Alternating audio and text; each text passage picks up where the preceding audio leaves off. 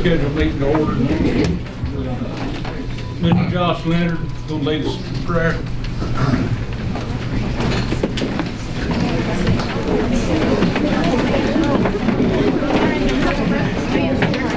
All right, let's pray.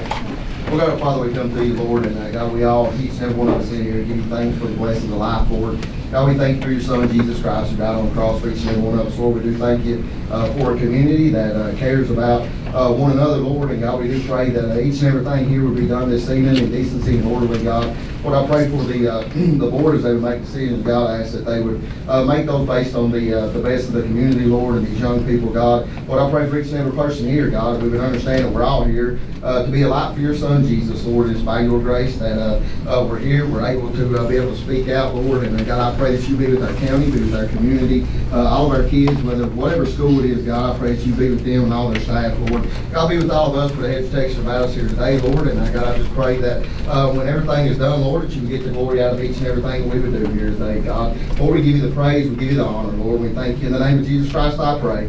Amen. I'd like to ask Mr. Ian Sanford to lead us in the pledge of allegiance. Pledge allegiance to the flag of the United States of America and to the republic for which it stands, one nation, under God, indivisible, with liberty and justice for all. Thank you.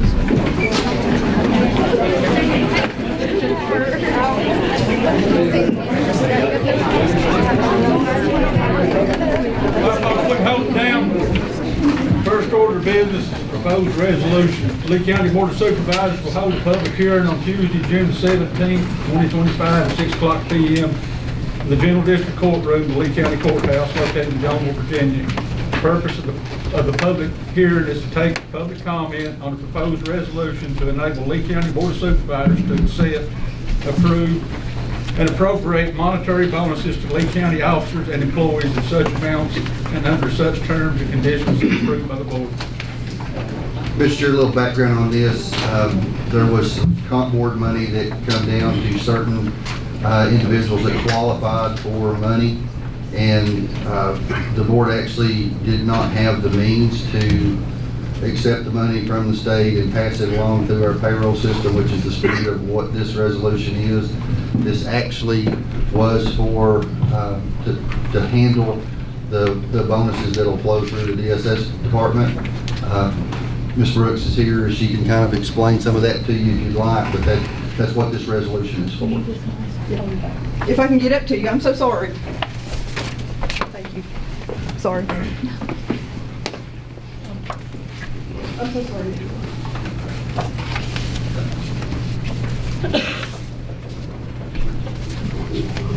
Hello, Mr. Chairman. Thank you all for hearing me.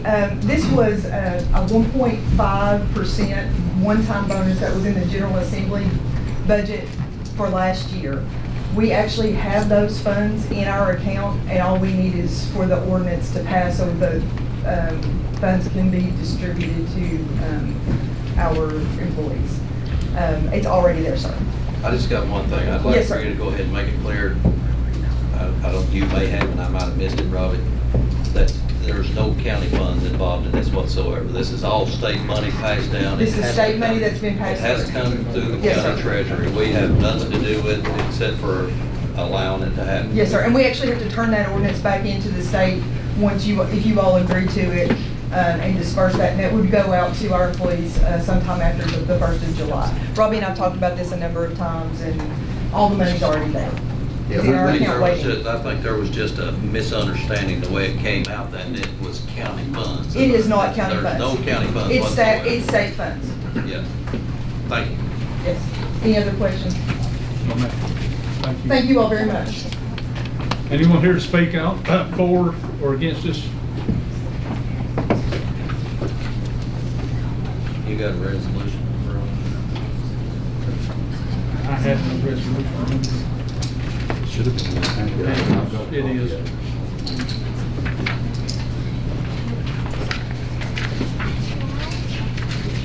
Like I say, cost the county nothing. This is state funds. And I'd make a motion to approve that resolution. whatever number. 25-007. 45. 25. 25-006. Got a motion to approve the resolution? Second. Motion second, all in favor? Aye. All opposed? Alright. Proposed budget fiscal year 25-26. Lee County Board of Supervisors will hold a public hearing on proposed county budget at 6:00 p.m. June 17th, 2025, General District Courtroom, in Lee County Courthouse located in Jonesville, Virginia. Any citizen of the county is welcome to attend and state their views on the proposed budget. This summary is prepared and published for informational and fiscal planning purposes only. Please be aware that inclusion in the budget of any item does not constitute an obligation or commitment on part of the Board of Supervisors of Lee County to appropriate any funds for the item or purpose. The budget for fiscal year commencing July the 1st, 2025 will be adopted by the Lee County Board of Supervisors no later than June the 30th, 2025.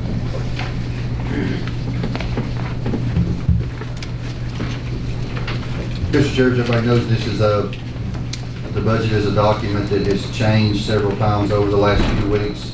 The actual copy that is in the board packet actually changed a little bit from our last budget workshop that we had the other day. This is just the opportunity for anybody that has went through those numbers that see what's there to make public comment, make suggestions, you know, everything that's there, because any expense that is in the budget, you know, of course, has to be covered by some revenue in some form or fashion. So it's everything works hand in hand. So but there is a copy of that. I think there's a copy of that in everybody that picked up a copy of the minutes. There is a copy in that, and it was published in the paper. So, but this is a work in progress. Anyone here to speak on the budget? Thought they had a roster. We signed, are we gonna start on it now? Well, this is a public hearing on the budget. This list will be for public expression in just a few minutes. So anybody wants to speak on the budget specifically, Well, it's about the budget. come forward. Anyone wishing to speak will be held 3 minutes, please. Hello, I'm Ben Richmond from the Jonesville District. I'm here to speak about the money that's being wasted in our county, and especially right to begin with the school system. There's other departments that are wasting it too. Our sister county next door, Scott County, has 8.8 students per employee. Lee County has 4.05 students per county employee, school employee. When you figure it up, to get Lee County to 8.8 students per employee, we need to lay off 400 school employees right now. That would put us. Amen. Would you like to Order. tell us the trial rate? Does anybody want to hear the numbers? I've got them right here. Andrew got some. Okay, another one I'm getting on is these county vehicles. When John Richmond was superintendent, he didn't have a vehicle. When my dad was principal out here at the grade school, he didn't have a vehicle. A lot of these vehicles running around the county, we're paying for, there's no call for them.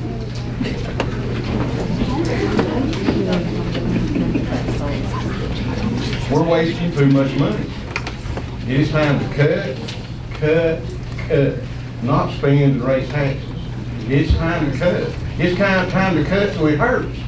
Because that's the only way we're going to balance our budget. And if you can't have a balanced budget, we're going to go under. We can't just keep taxing people and expect them to take it. The county will go under. But this is serious business here about laying off a lot of people that the county don't work, not just in the school system, but every department we have is overloaded.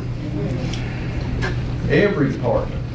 You could go in the courthouse years ago, the clerk's office, they had 3 people back in the 70s. In the 80s, they had 5 people and went to computers. Look how many got now. We need to cut. This is our money that we're talking about, our money. We don't mind paying taxes if it's spent well. If it's spent well, I'm all for it. But when it's blown and wasted, that's terrible. But it ain't your school getting cut. It ain't this ain't your senior year getting took from. Well, you'll have an opportunity to speak if you wish. Everybody in the county pays the same amount of taxes. Mr. Richards. No, we don't. Mr. Richards, Mr. Richards. Everybody in the county, there's a tax system set up for everybody in the county. Now, some parts pay more than others, that's true. As far as making money for the county, rumor had it on Facebook today, y'all were gonna close the school down. You sold these buildings out here at Jonesville where that house was, and the old ag building and stuff. If you sell the Ely Dale building down there, the way property is selling right now, somebody put the apartments in Fairly View, and that veterinary school will be on top of that, and it make big money. There's your time. But as far as us closing schools, we do not have the ability to close schools. You can cut the money. You got the purse strings. You do have the purse strings. You can cut the money. If you cut the money, then they gotta do it. Anyone else here to speak on the budget? This is State your name and your... Johnny Baumgartner, Jones. All right, there's a car at every school on the drive, which is a waste. Brian Dean has a new four-wheel drive truck with a brush guard that it doesn't need. School maintenance has plenty of trucks to haul with. Lee County don't qualify for an assistant superintendent, so Lee County pays Stacey Belcher her salary. The Blacktop, Pennington, the Jungle Middle School parking lot. Alternative education, let's move from Pennington Middle School, nothing wrong with the building. Enough empty rooms to keep down at every school. They bought the building down to Chapel Terrain, they're in the Blacktop it now. Scott County has 481 people, annual salary is up to 72,000, high salary, 134,000. They have 3 high schools, Jake City, Rock Hope, and Twin Springs, they've got 4,268 students. Thomas Walker doesn't qualify for an assistant principal. They don't have enough students. That's coming out of the taxpayers' money. Brian Dean's wife has been paid out of the county. Lee County's vocational food. School doesn't qualify for assistant principals at the vocational school, Ray Robbins, that is down there. We don't need to waste money for a sports center at Lee High School. That's a total waste. Lee County schools, 249 students in 2022. We got 744 school employees, way too many. They could, school employees, I'm gonna ask this question. Should school employees be playing golf at the Cedar Hill Country Club while school is going on? I'm asking, should they be down there playing golf? That would be a question for the school board, Mr. Baumgartner. Okay. All right, paying $50 an hour for Sunday school for teachers. No mention of cutting in employees in this meeting at all. All right, they've offered these teachers before early retirement, okay, and they need to do that, and they want higher tenure, okay? There's too many teachers. You can wave them out because they're not needed. Yes, you can cut that budget. And right here, the school just bought new vans, all right? The night school, they've got 3 teachers, and the students don't go, they're doing it at home, and the school's still getting paid for it. Where's the COVID money at? And what's happening at the head? How many vehicles are owned or leased by the county? All right? Rose Hill's got 212 students, they build 133, St. Charles 92, Head Start special needs, okay. The bottom line is this right here. We're overstaffed. We've got way too many people, and we don't need them. And yes, they need to cut, and that will cut a lot off of the county. A whole bunch of teachers needs to go somewhere else. And Hey. Let the man speak. that's it. And I'm sorry because Thomas Walker's not special. Thomas Walker's not special. Everybody pays taxes. Okay, and here's the deal on it. Take your time, Mr. Baumgartner.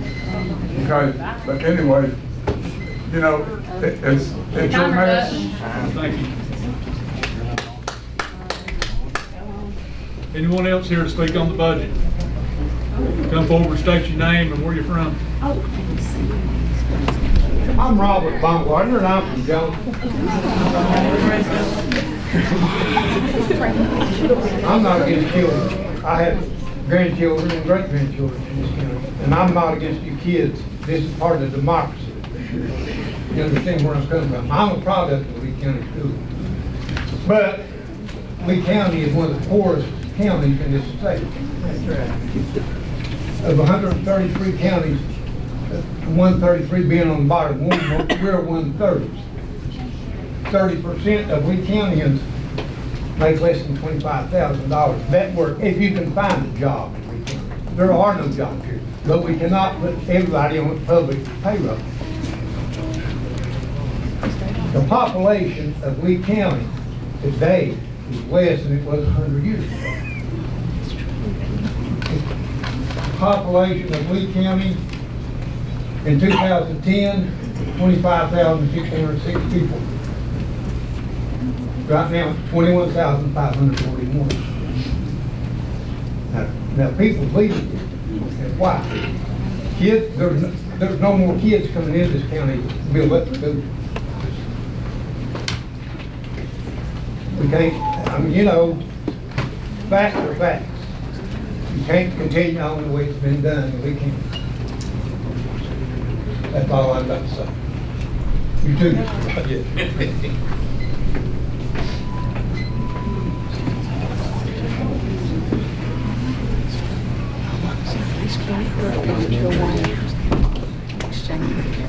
Hello, I'm Brandon Williams. I'm from Rose Hill.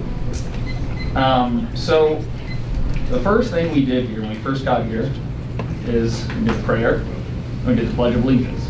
So we talked about the United States, the greatest country in the world, the greatest country in the history of the world. Well, according to national statistics, we in the United States, 40% of fourth graders cannot read. They cannot read, which means it's going to have difficulty for them to critically think. It's going to have difficulty in future jobs. And if you think about people and trying to get money into this county, you come in here, and what do people do when they move in here? What do they think about? They think about, are there jobs? They look at the school system. Is the school system good? And then they think about crime rate. If you are, now correlation does not equal causation, but if you have more illiterate children in the United States, where it's even higher in young boys and even higher in rural areas and inner city areas, if you have people that are illiterate, you have a higher chance, statistically, you have the higher odds of them ending up in a jail system or prison system, which then you'd be paying in the long term anyways. I'm not saying that'll happen. I'm sure there's plenty of people that can't read that are good. And then we also talk about of religion and faith, which is very big here. And I can't think of something morally more morally wrong than taking a bunch of kids, one who's on the spectrum who's really trying hard to read, and then cramming them and putting 25 students in a classroom. I find that hard to morally stomach. And now the budget is what the budget is. You know, obviously I don't know what you can do, and everyone's hurting right now in terms of paying taxes and things like that. But if we're not going to pay taxes for innocent children, the most innocent people in the world, to have a better education, have a better future for everyone, for the country and for this area, I don't know. I don't know if we can't make that happen. And you guys as leaders, you know, you've got to be able to make that work. And I understand there's a lot involved in it, and I don't fully understand how it's involved. But you have to be able to sit down and make something work. Because if you use critical thinking skills, if you cram a bunch of students who already are having trouble reading, you cram them all in a crowded classroom, it's going to make it worse. It's going to make the school system worse. So then in the future, you're going to have less money.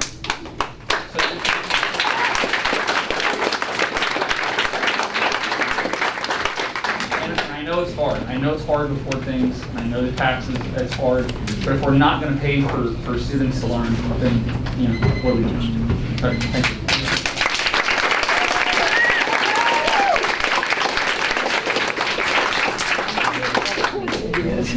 Anyone else here to speak on the budget?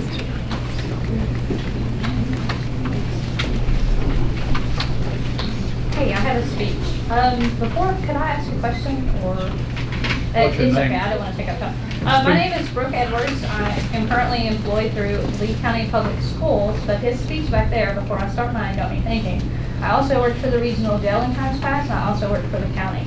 If you want to take cuts, why don't you take it from the jail? Why don't you take it from the works program, not directly from our children's education? So I've worked in Lehigh in various positions. This upcoming school year will be my 4th year. I understand the challenges of balancing budgets, and I strongly believe that making deep cuts to education funding is short-sighted and will have long-lasting effects on our students, educators, and community as a whole. You cannot support education whenever it fits your budget. I am sad that I have to stand here today against all the fight. In fact, I think most of your campaign, you were for education, but when hard times come, you're not. So, before I present facts, I would like to speak from my personal experience. I currently teach special education at Lehigh. Before that, I was a long-term substitute in a position for 2 years in English, a position that we could not fill. That first year, class size doubled and children suffered no matter how hard we tried. No matter what classroom strategies we used, how much we collaborated, the students still struggled. The teachers struggled. The majority of those teachers who had double the classroom size that year quit. It wasn't because they couldn't do it. It was simply because they could not be in a position where they felt they were failing students. I can promise you we don't teach for the salary. We teach for the relationships that we build with our students, when it finally clicks for someone. No teacher can stay in an environment and thrive where they are overwhelmed and wondering if they are failing students or not, where they cannot keep classroom control because class sizes are so large, where special education students are not getting the help they need. That is what this current budget will do. You say you don't have the authority to move schools, but with this current budget that you're implementing, what do you think is going to happen? Schools are going to close. We're going to lose teachers. Education is the cornerstone of our community's future. And then I would like to present a couple of facts because I know I'm running out of time.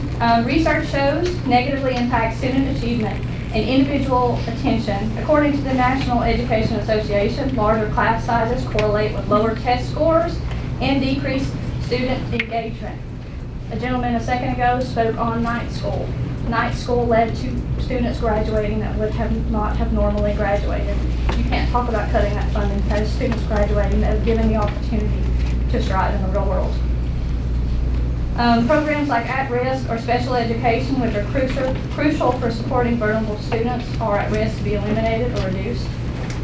Then teacher layoffs. The Learning Policy Institute reports that teacher attribution increases with larger class sizes and decreased resources, which further destabilizes our school and hampers students' progress. Long story short, you are hurting our school system and the future of education. Thank you.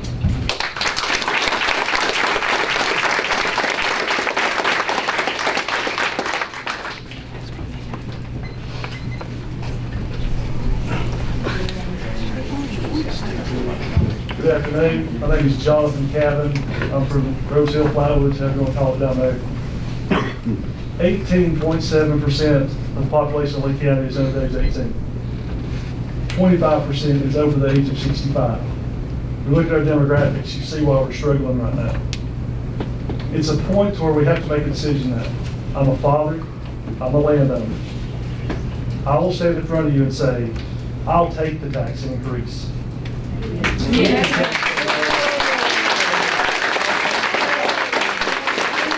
I'll take the tax increase. Good for you. For the EMS program that's being implemented.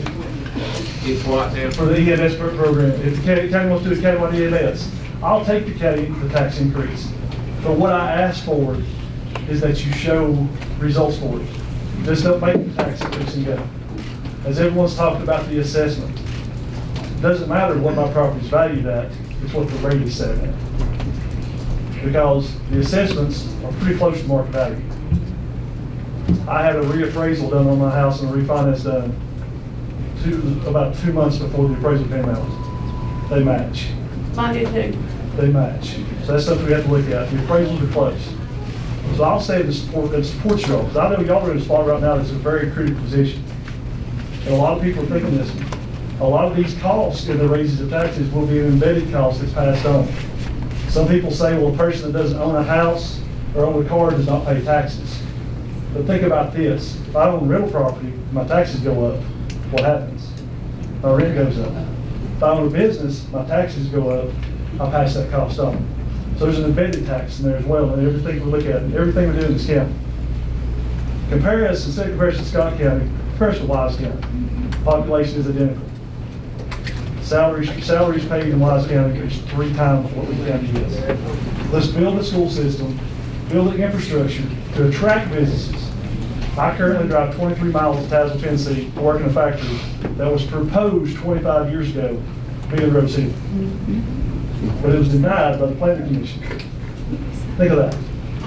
800 jobs, 1.7 million square feet under roof. What would that have been to the county? We have to build our infrastructure up to make it go. So it's going to hurt now. But what are we doing for the future of my children, your grandchildren, our children, for everyone in here? Sometimes the cost hurts, but we also have to make things, it hurts in the short go. It'll cut our own budget, but what can we do for the rest of our time? But how can we make our legacy? How will this board be remembered? As the one that cut taxes and cut schools, or the ones that set the blueprint down to make Lee County great again? Thank y'all, have a great day.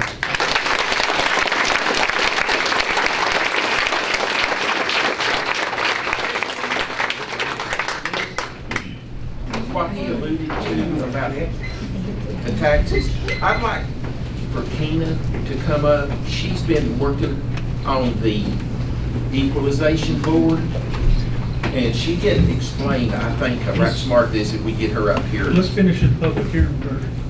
Well, that's all about this. Okay, if she wishes to speak, by all means. Keena? I don't want to jump in front of anybody. But she's got some insight on the budget stuff and the downside to it, some of the people that she's encountered. Keena Sizemore, Jonesville. I may be one of 2 or 3 that's not here for the same reason everybody else is, but I was lucky enough to sit on, have been lucky enough to currently sit on the equalization board. And if some of you don't know what that is, it's a board that's set up when new tax assessments are done. State law, my understanding is state law requires this board to be put together by just ordinary citizens. And I'm not in politics, I'm not on any other boards, but I am a citizen and I know about real estate, happen to know about real estate. So I agreed to be on this board, and I know a lot of you actually know about this board because I've seen a lot of you over the last 2 or 3 weeks that you've come before the board and expressed your concern about the new tax assessments and how that's going to impact your property taxes each year, or at least for this next year, for the next 4 years. And so I came here to kind of speak on that, and I know everybody's minds are on other things, and I happen to be a mother as well. I happen to be a mother of 2 children that I drive because a bus doesn't actually pass by my house to take them to the lower end. This last year, Western end. Western. No, end. lower. I'm sorry, Western end. No, lower. Western. Okay, sorry. To Rose Hill and Ewing. I have a child that went to Elydale this year, and I also have a child that's been in Thomas Walker for 2 years. So I understand the concern and the fear that people have about the notices that the schools are going to close.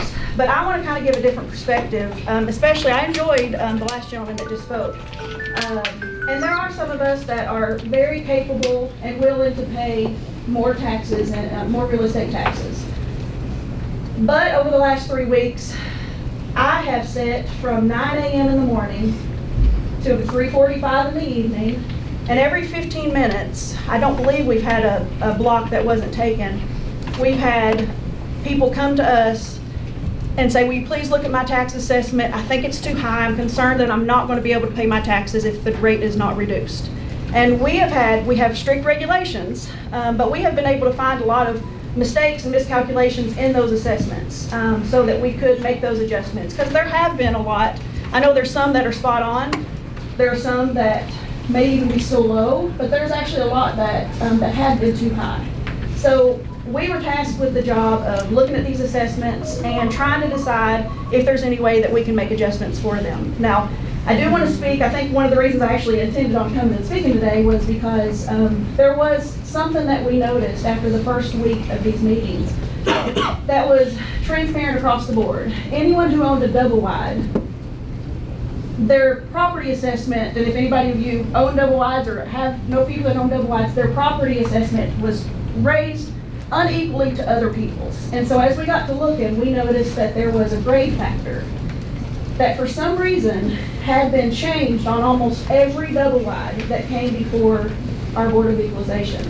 And the grade factor has nothing to do with condition of home, has nothing to do with the age of the home. It's simply the construction of the home when it was built. So that should not change. If your house was built with 2x10s, it should always be graded as a 2x10 unless you go and completely redo the house. So once we found that out, once we realized that this trend was being set, we did our research, we spoke with Commissioner Revenue's office, and we placed an order for everyone that owns a double wide in the state of, or in the county of Lee, to revert back to that original grade factor, because all of these grade factors had been changed to increase that value. I'm not saying it was intentional, I'm not saying anything like that, but that grade factor had been changed and we did not feel that it should have been changed. So even if you haven't come before us and requested that adjustment, pay attention. It's very possible that you will see a reduction on your next tax card simply because that was a mistake that we saw and that we felt we needed to correct for everybody, even if they didn't have the means or the time to come before us. But I will say that when I first agreed to be on this board, I expected most people just to be coming and complaining and saying, what can I get? Any little bit helps. What I found is a lot of them, I've had people come in cry. We've had people seriously concerned, elderly people, widowers, come in, people on fixed incomes that aren't in the situation where I happen to be, where I can afford to pay a little bit more taxes. And these people are concerned. They're terrified that they're going to lose these homes that they own. And I just want to kind of mention that because, again, I love Rose Hill, I love Ewing. My maiden name's Long. We're full of them. A lot of you in this room right now are family. Most are long lifetime friends. And I'm not against that. But I do want to ask if maybe the aggression and the animosity may not be directed at the right board. And that's if anybody has any questions about the equalization. Amen. No. Does anybody have any questions about the equalization board or what we're doing? I was just going to get toward the hardship part. Yeah, it is. And there is a hardship, and not everybody has the privilege of seeing it. It's hard. The equalization board is I'm not speaking on behalf of all the board members. I was luckily voted the one to come speak to everybody and kind of explain this, but do keep in mind that, you know, we're doing everything that we can, and I appreciate the board for being open to the things that we recommend as well. But Thank you all right, very you're much. welcome. Thank you. Anyone else here to speak on the budget?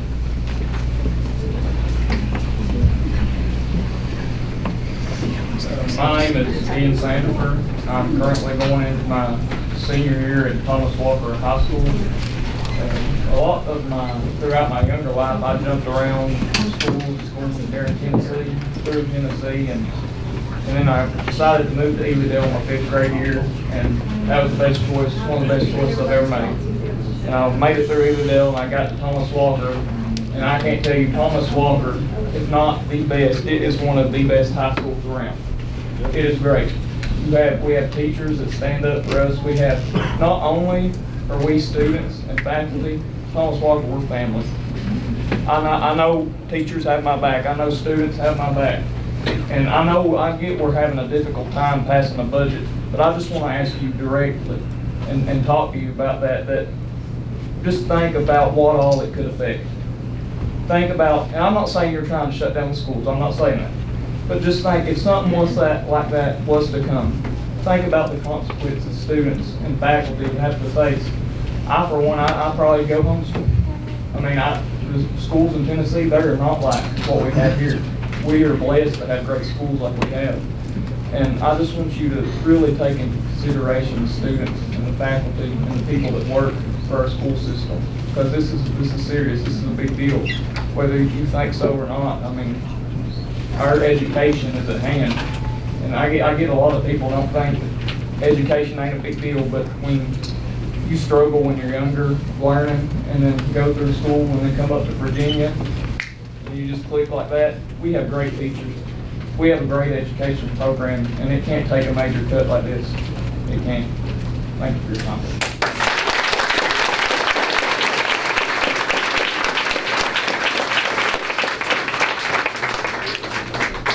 Anyone else? I do.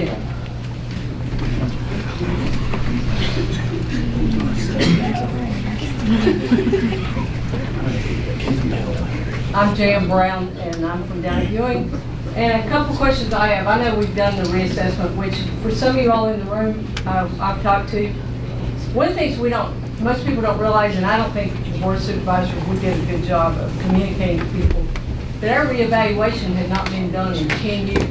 And by the state law, it's required every 6 years. So somewhere the ball got dropped. And a couple questions I have, did we get the money back from the last two that did our assessments that were wrong because we took lowest bidders or took people who were inadequate to do the assessment? Yeah, there was only one, and we did get some money back. Some or all of it? Some. So we never did get back the 250, 300,000? We just got what was bonded. And how much was that? I can't recall the numbers on. So we don't know what the number is. But there again, what you're saying is kind of misleading, because the board, I was on the previous board that voted to use that company. And the whole intention was to save the taxpayer money. Right. We had, I mean, you think about it, you look at this assessment here, there was mistakes made. Absolutely. So a lot of them can make mistakes. So it wasn't a board thing that, it wasn't our negligence that caused them to not finish their assessment. Just to clarify that. I think But we did get some of our money, and then that cost us some time. And then when we did reapply or put out for people to come in and do reassessment, we didn't get it. We got one, and then somebody, whoever who it was that's supposed to do it, they turned out they got sick or whatever the case may be, something happened and they couldn't finish it. So those are things that are out of our control. But it's unfortunate, we were 10 years without doing an assessment. It was actually 9, because it was done in 16 and 25. And just think about all the money we've lost that could have been done, and I know you all realize that. I mean, I'm a money person, and I look at budgets, and one of the things I don't think people realize is, what are we going to charge on the 100 for our taxes? It's been in the past, what, 74 cents? What is it? That's what it's currently is. It's 74. So are we going to keep 74 cents on the 100, or are we going to change that? That's going to be changed. What's it going to be changed to? We don't have all the numbers in yet. But why would we change it? Why would we change Yes. it? If you left it at 74 cents with the new assessment, I mean, taxes would be out the roof. People couldn't afford to pay it. It's basically a 70%. So you're prejudging what people can and can't afford. The assessment on average is 50, so it's a 50% increase if it stays the exact same rate. But then, how do we get people in and you readjust? And I'm not saying we don't need to readjust, because I know there are people hurting and can't do it. But it's inevitable. Nobody wants to hear a tax increase. But we don't have a choice. Things are going, did all you all at work want a pay increase? But you can't have a pay increase unless you have a tax increase when it's public dollars. And I don't like paying taxes as anybody else, but I'm like John, I'm willing to pay my taxes. If you tell me you're going to charge me 74 cents on the 100, then I will pay it. And I'm the fortunate one that can pay it. But it is so important to me that this county stays strong, that they have good school systems, that you have good employees, that you have a good sheriff's department. My personal opinion is we spend way too much on jails. And how much we spend on them, and how often, I don't know the statistics, but how often do they go back to the jail, once they come out, so are we really helping the situation? And then I don't know about social services, I don't know what all that money is spent for. I just know we spend a lot there at social services, but I don't know what all they provide services for our county. And shame on me that I don't know that, I don't even know how you get the information. Let me just go ahead and allude to what you just said about the original jail cost. When I came on the board 10 years ago, we were paying around $900,000 a year. It's at $3 million now. It's equivalent to 21 cents on the 100. You're the Just first, think and what that I would be. have to say this, I have to bring this up to you because I appreciate what you said, because I have never heard anybody come in this courtroom and ever mention that they're paying 21 cents on the 100 for an inmate. Which is sad. It's very Oh, sad. it makes me just furious to think that I'm paying for somebody to be in that jail. But we do have people that will come in and they don't have a problem. They don't have a problem saying they don't want, to pay. Right now, our school cost, I think, and correct me if I'm wrong, Mr. Wright, but I got it narrowed down to about 43 cents on the 100. Social services is 14 cents. Well, we all know that the school system is it's the biggest employer in our county. But, I mean, just getting back to what you said, the regional jail is almost exactly half of what the school Yes, schools which is cost sad. is. But I have to That's tell very you, sad. without the good schools, we're going to even have a higher rate. So why don't why don't we all concentrate on trying to get these people to quit going to jail? I mean, Get real. well, that's just common sense, ain't nothing I can't real do. That's $3 million. I don't know if y'all think that's real or not, but it is real. I don't think people realize, it at $53 a day, It's somewhere 51 Yeah, to including the debt $53. service, it's around $53. so we're paying $53 a day every time somebody goes to the regional jail. And somebody mentioned in a meeting on that, Mike's had it, that we should build a jail. We can't build. I mean, I was like, oh my gosh, you realize what a jail would cost and to run it? It's like, that's just ridiculous. And I don't mean to be, but I do think we need to evaluate the budget in that, I know there's a lot of people here that are hurting and that can't pay the taxes, but get creative. Because I'm right here, I love these kids and I love that school and I'll fight for it till the end of my days. But we have to get realistic that taxes will have to go up. I mean, it's just, y'all, it's, when you said, I will not raise taxes, I have to tell you, we just can't operate like that. There's no way that we can operate this county and not go up some on some kind of tax. My sister's going to present like a 1 cent, 1 penny on the dollar. You know, what a difference it would make. But I think we have to be very careful about how much the 74 cents on 100 that you back off that. I mean, if you kept it 74 cents on 100, oh my gosh, what a difference. We wouldn't even be in here having this conversation about whether the school system is going to get funded the whole amount, which I think they should be. I mean, I think we. Can I make one more comment on at the 74 cents? Just those 3 items that I just added up are 78 cents.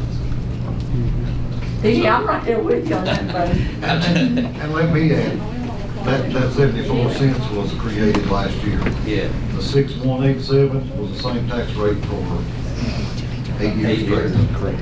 We raised taxes last year. Yeah. More people up there raised them. That's true, that's right. What was it, $2 million in taxes raised last year. Does anybody know the number, what it'd be if you kept it the way it is now, at this rate at 74 cents on the reassessment? Does anybody know what the number is? What money it would generate for our county? I can ballpark it for you real quick. Anyone else here to speak on the budget? Thank you. Thank you. But I think people need to know what that number is.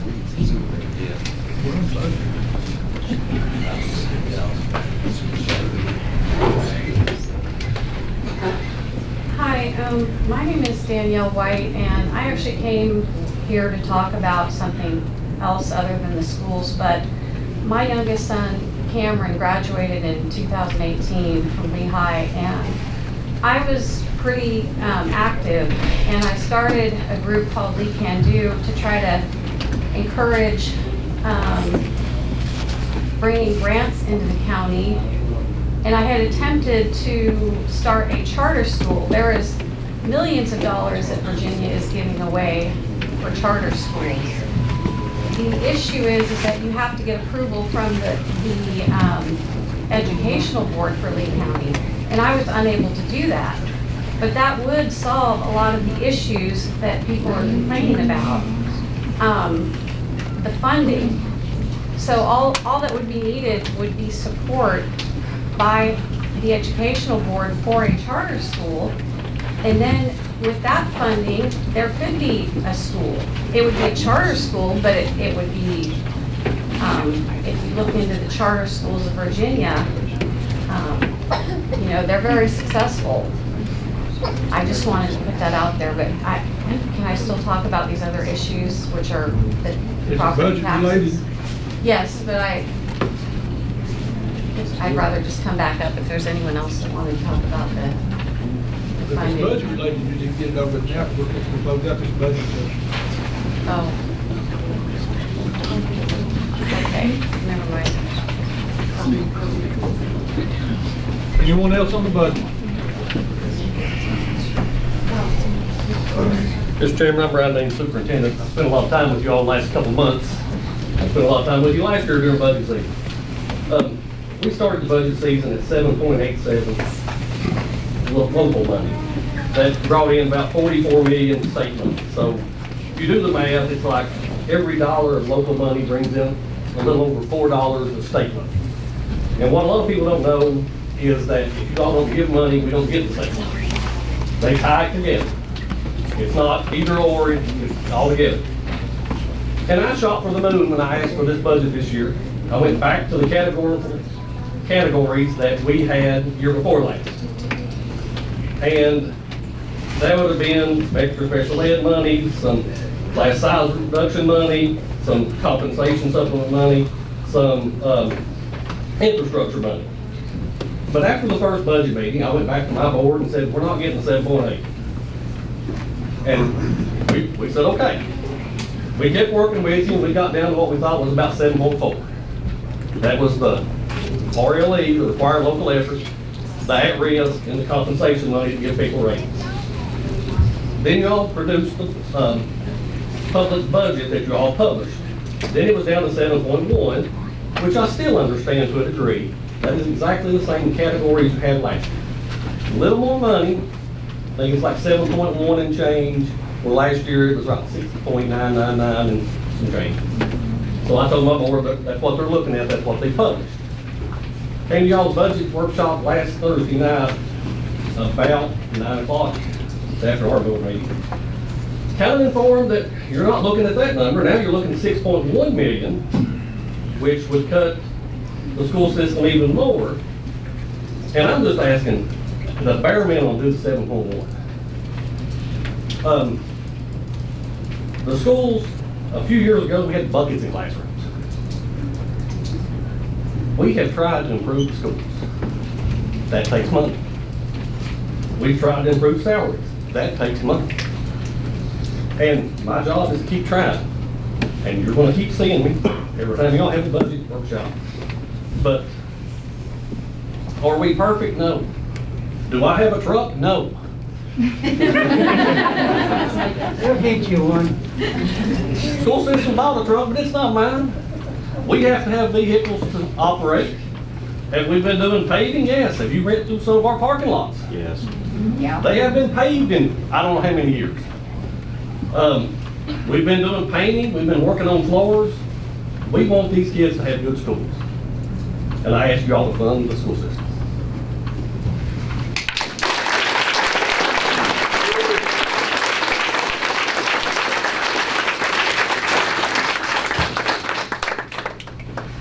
Anyone else here on the budget? Is there anybody from that other, sorry? Is he looking at the other anybody from courtroom? Room that needs to come in and ask about the budget? you know? I would say all those were public expression if I was betting money, but. Probably hurt to ask him. Yeah, you can ask if they got anything. Give me just a second.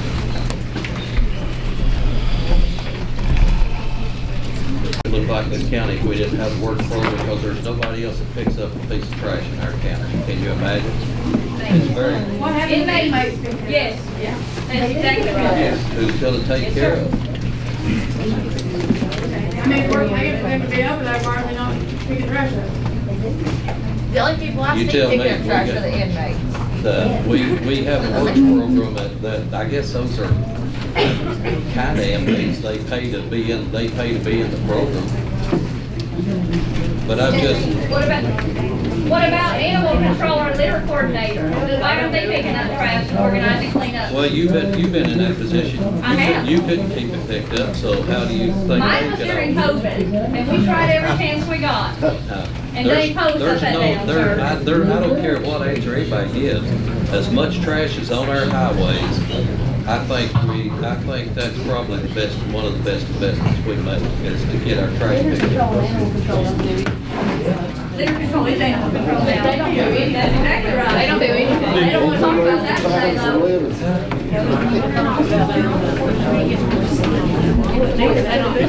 Rick Watson is a fine community member that's helped pick up trash before.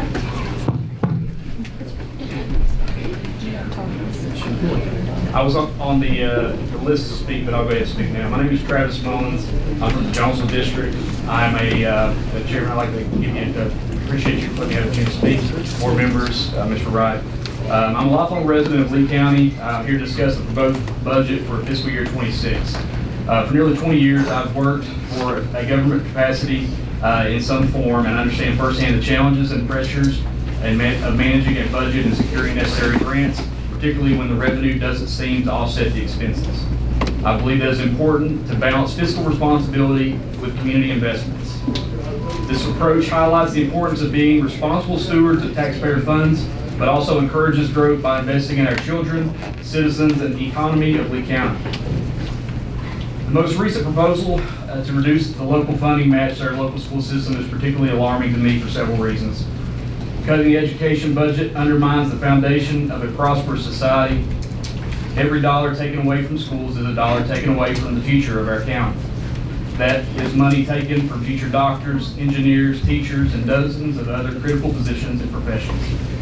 Budget cuts lead to overcrowded classrooms, outdated materials, and fewer extracurricular opportunities. Teachers are forced to do more with less, and students, especially in underserved areas like Lee County, fall further and further behind. Currently, we struggle to compete with neighboring counties regarding employee salaries, the number of school resource officers, educational and athletic resources, and many other categories. Long term, this weakens the workforce and hampers economic competitiveness. An investment in education is an investment in our county's future. Cutting that investment is a short-sighted move with long-lasting and negative consequences. The school system's budget is unique because it is primarily funded at the state and federal levels, and that amount is proportionate to the local match. For fiscal year 25, local match requirements pose a strain on the local budget, and therefore Lee County was not able to meet the local match requirement in order to maximize state and federal contribution. While we may have been caught off guard last year, we cannot continue forward without creative resolutions to avoid this repetitive shortfall. This fiscal year, the school board has asked for matching ranging from $7.4 to $7.8 million, with room for cuts and negotiations in between. The advertised proposal from the Board of Supervisors is at $7.1 million, which would put operational limitations on the school board and leave approximately $4.26 million of state and federal funds on the table. But it was at least understandable given the budget constraints. However, the most recent proposal of $6.1 million would result in approximately $10.24 million being returned and more than 20% reduction in the budget. I would venture to say that few businesses or organizations could withstand a reduction of this magnitude. Lee County Public Schools is our largest employer. Everyone here has family members that work in the school system, or have children or grandchildren that work and attend the school system. Many other jobs are indirectly linked to the schools. A reduction to the scale would be immediate, and the secondary effects that our county may not be able to overcome. I believe that it's improper for me to approach you with a problem without offering a solution. Ultimately, two things need to happen: reduce spending and increase funds through revenue and grants.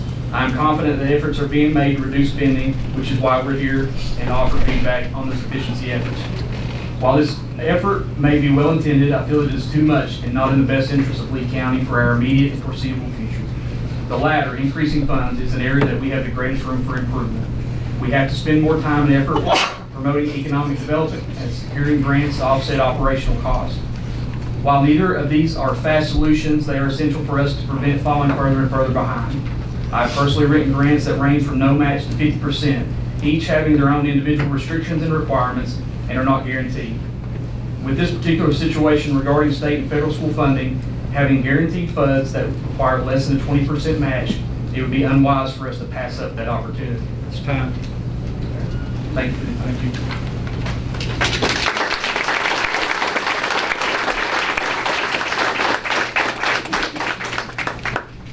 Anyone else?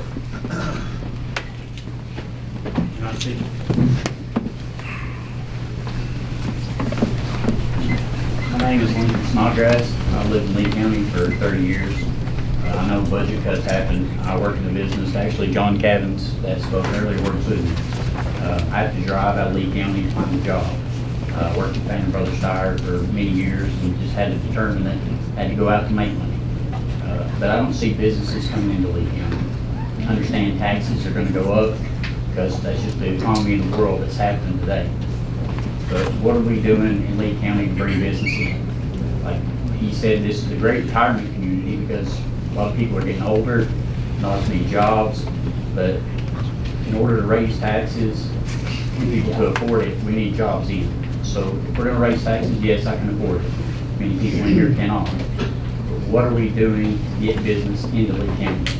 Like he said, 25 years ago, the company I worked for tried to buy the industrial park in Roseville, was denied. Whatever reason, I don't know why it wasn't able to be bought. That was 800 jobs, $40 million in salaries that go out from that company every year. Could have been in Roseville. There's other plots of land down there that are for sale.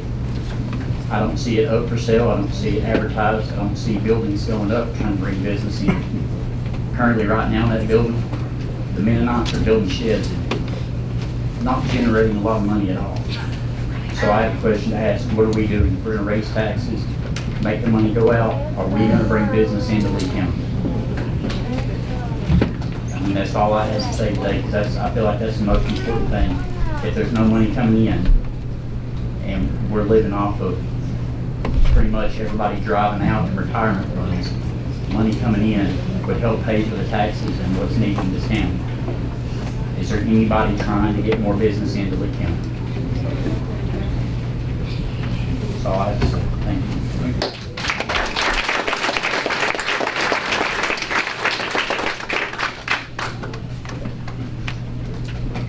Anyone else? You charge me next time.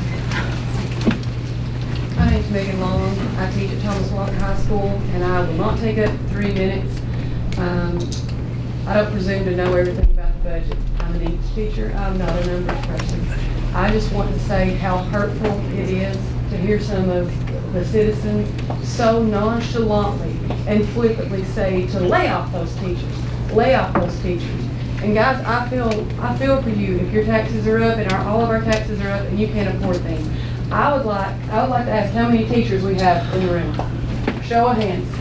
So you guys that so nonchalantly say to lay off those teachers, choose, pick one of us to not feed our children. I have 2 babies at home, so which one of my babies shouldn't I feed when all these teachers get laid off, when the schools close? And make no mistake, if those schools close, some of us teachers will lose our jobs.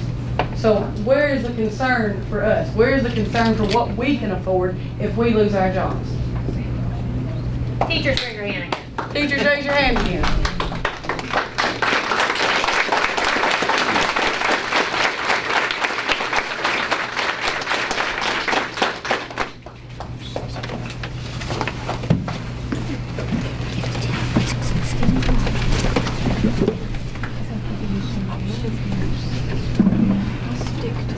My name is Tim Bartle. I'm a resident of Rose Hill. I serve on the District 1 School Board Representative, also pastor in the community.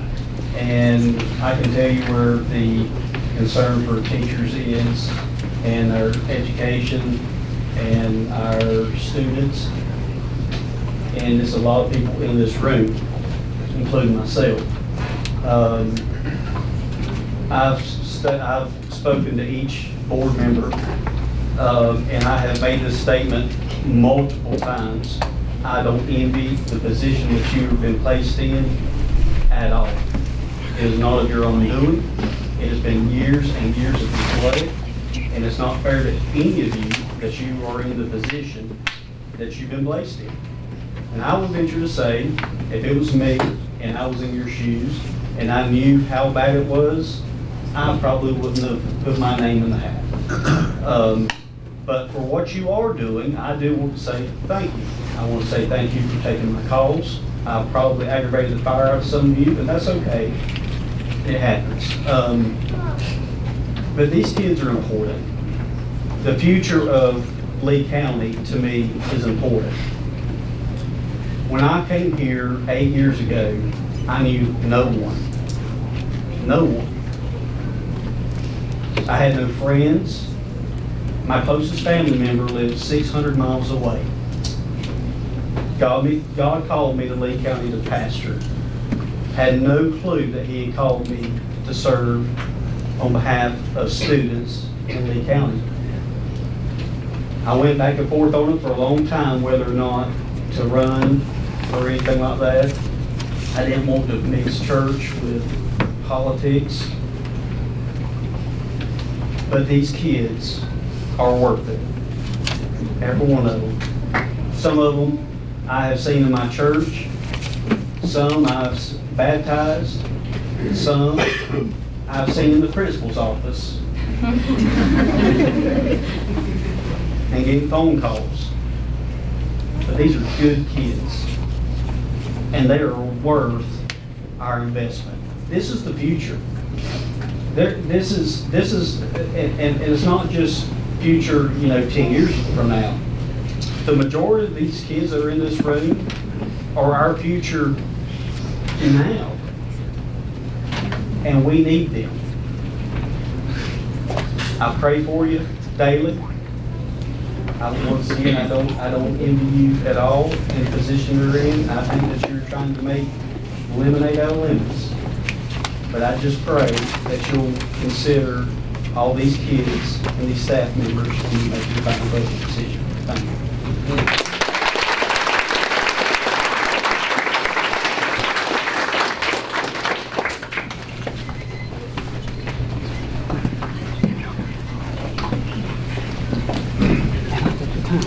My name's Adam Andrews. I've taught Thomas Walker for 23 years. And, obviously, I'm a little nervous. I'm not a speaker. I'm a teacher, which I know should be the same thing. But I want to look at some numbers real quick, and then I guess we'll kind of take kind of like a poll. The population, the gentleman that called up earlier, he was correct because I checked it. Population of Lee County in 2023 was 21,745, and in 2018, it's 23,703. So obviously the number of people in Lee County is going down. So if that's the case, in order to meet budget, will taxes not have to go up because there's nothing here to lure people here? And now even the number one question, my wife and I had a rental property. Number one question, we brought in, I think we had 12 different people come in. The number one question, what's your schools like here? Was it the rent? What's the house like? What's the schools like? What's the closest school? What's the address? How can I find it? That's what's important. You want to bring people in? That's the number one thing. They got kids? That's the number one thing. What's the schools like? The other thing here, this will lead into my next point. The number of workers commuting into Lee County is 1,918. The number of people leaving Lee County for their job is 6,353. People are leaving here. People are leaving here to find jobs. And here's the other question I have. So, you people here who are teachers, raise your hand one last time. I won't bother you again. If your school is closed down, raise your hand if you'll leave or you'll seek another school system to go to. All right, what's that going to do to your tax base if they leave? And that's just a few schools. All right, let me ask you another question. If you're a student here, how many of you have talked to your parents if your school is shut down? How many of you have talked about, I'll homeschool, I'll go to another school, I'll do something else? Raise your hand if you talked about that. What are we going to do here? So what are you teaching these kids? Number one, you're teaching them, and this is coming from my kid.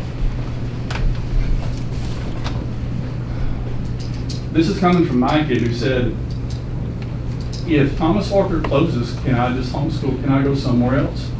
She says, why don't these people care about me?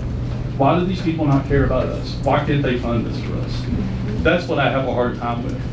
And the other thing with this, what are we teaching these kids? If they're going to go outside of they're going to have to go outside the school system, Lee County school system, to get an education. What they're also probably going to do, they're going to go outside the school system, go outside of Lee County to find a job.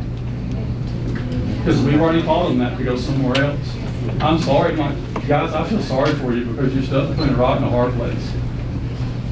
But I look at these kids, and a lot of these kids are my kids. And when I say my kids, like, they're my kids, like as if they're own. A lot of them as if they're my own kid.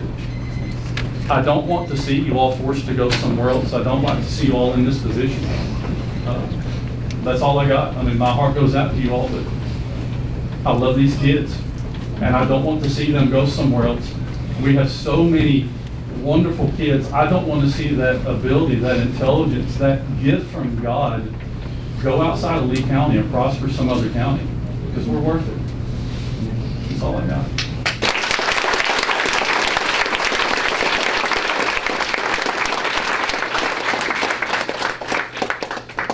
Anyone else on the budget?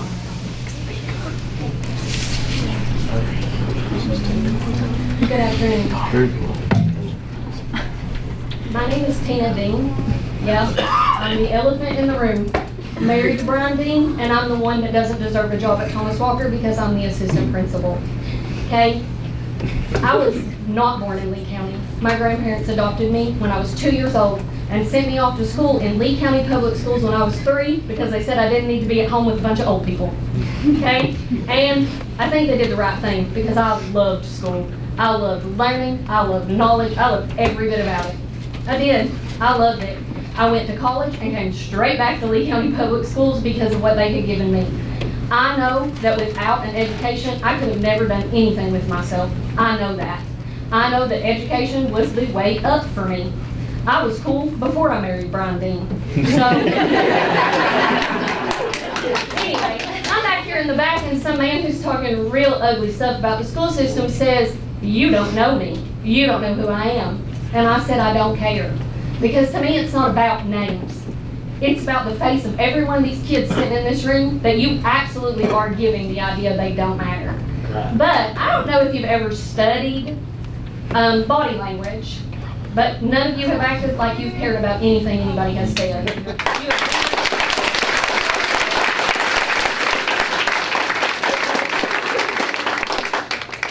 Now, next, I want to encourage everybody in this room and in that other room to pay really close attention to the people you hear speak the rest of this evening, because some of them are a direct result of coaching that has been going on for the last hour in the back of the room. They have been coached by people being told what to say against the school system. I will guarantee you that doesn't happen from us. We are real and we are raw, but we are honest. And those babies sitting in this room deserve every opportunity that Lee County can give them. I am currently pursuing a doctorate in education from Liberty University. I will, hopefully by August, have a higher degree than the superintendent himself. And I like to remind him of them daily, okay? So don't ask me if I know about education, because I do. And this is sad. When I said that about how you acted like you didn't care, you still didn't move. So you don't. Okay? I know these people are starting to feel like what they're saying doesn't matter, but it does. And I hope that these kids learn that if anything is important, it's worth fighting for. I hope that they go home tonight and they think of how they can get your attention more. And I don't advocate for anything ugly. I want them to speak up for themselves. Thomas Walker is a really good school. Me there or not. If I'm your problem, whatever. But we've got great teachers, we've got a great principal, and we have got some of the most amazing kids I have ever met in my life. And do they sometimes get under my skin? Yeah, and they know it. But I love them. I love them and don't think that I don't go to work every day with their best interest in my heart. So let's try to maybe be, oh, I heard transparency. I'm not sure that the school board's the problem. You can FOIA anything you need, so quit trying to throw it back on them. And lastly, we also like to say we don't close school, the school board does. That's your way out. That's all I think.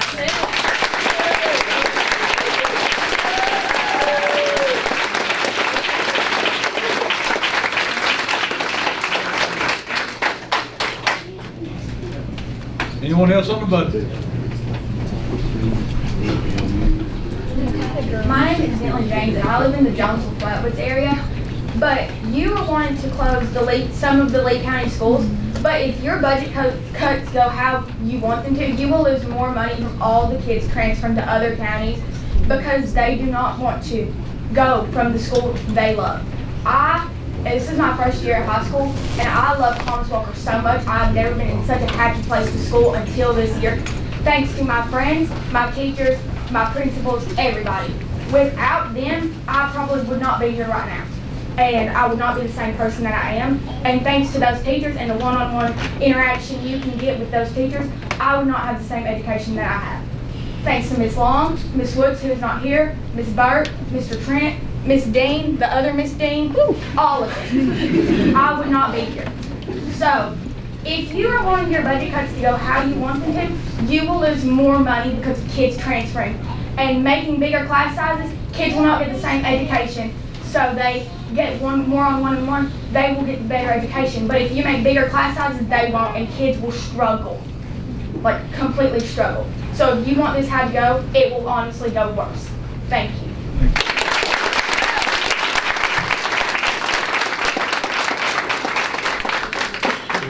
Well, that one was mine. Y'all are welcome. So I don't have some numbers to crunch. So I don't have anything fancy. Santana James. I live in Johnstown. I've lived here my entire life. We put Billington School, Flatwoods, Jonesville, and now Thomas Walker. If I wanted my child at Lehigh, that's where she would be. I know there are several people who work in this school system, several people who work in this county, who can't stand here and talk to you because they're afraid of retaliation for the job. But my job is not in jeopardy, you don't sign my paycheck. My heart doesn't go out to you, you know what you signed up for. You know what kind of mess this county is in. But I too, along with numerous other people, will take my tax dollars and my child completely out of this state to another school if I have to. This is unreal. I should not be standing here. Our superintendent should not be up here begging you all to fund the schools for these kids to go to.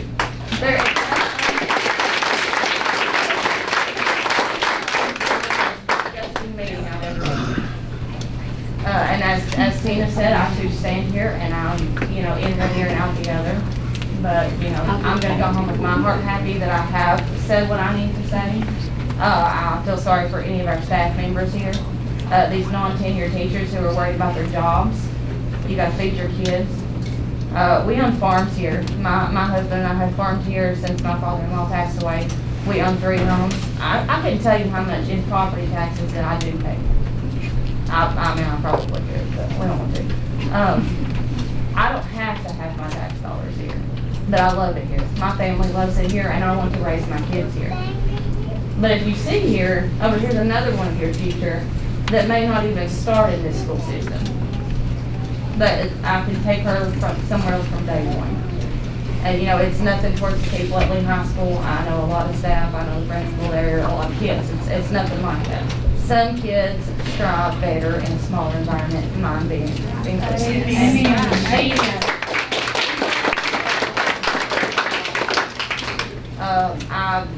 My husband is a lineman. I run a Dollar General. We are not fancy, highfalutin people. But I will sell my soul, and yours too, and pay for private school to get my kid out of this county if this is what I have to do, before I will let her come and spend her days in a system, in a schoolhouse that she's overwhelmed and she's struggling, and all she can think about is there's 30 people in her classroom, she can't even ask me a question. That's where we are. And I won't have it. Like I said, my husband and I, we will take my kids somewhere else. I have rearranged my entire life to drive her because I am past the line for her to go to both schools. So I have to drive her there. Fortunately, she can catch a bus and ride it back to me at work in the evenings. She can't go home, she can come to work, which is fine with me. That's the way that I get my kid to and from Thomas Walker. I went to Thomas Walker myself, but as I did Lehigh the same. And my mother changed jobs just to get me somewhere else. I will never send my child there. It's too much, and again, I wanted to start my little one here. If this is how the school system is going to be done here. By the board, don't your kids go to Lee County? Didn't your kids graduate here? Did you serve in the school board? Mr. Kidway, you were all down at Thomas Walker until your kids graduated, and now it's like,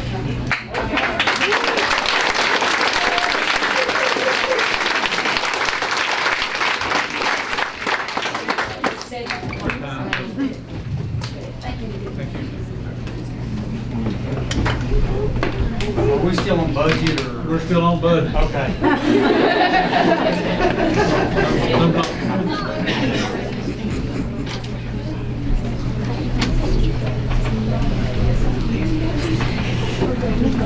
My name is Shane Holdow, and I've been privileged over the last couple of years to be a part of the school system.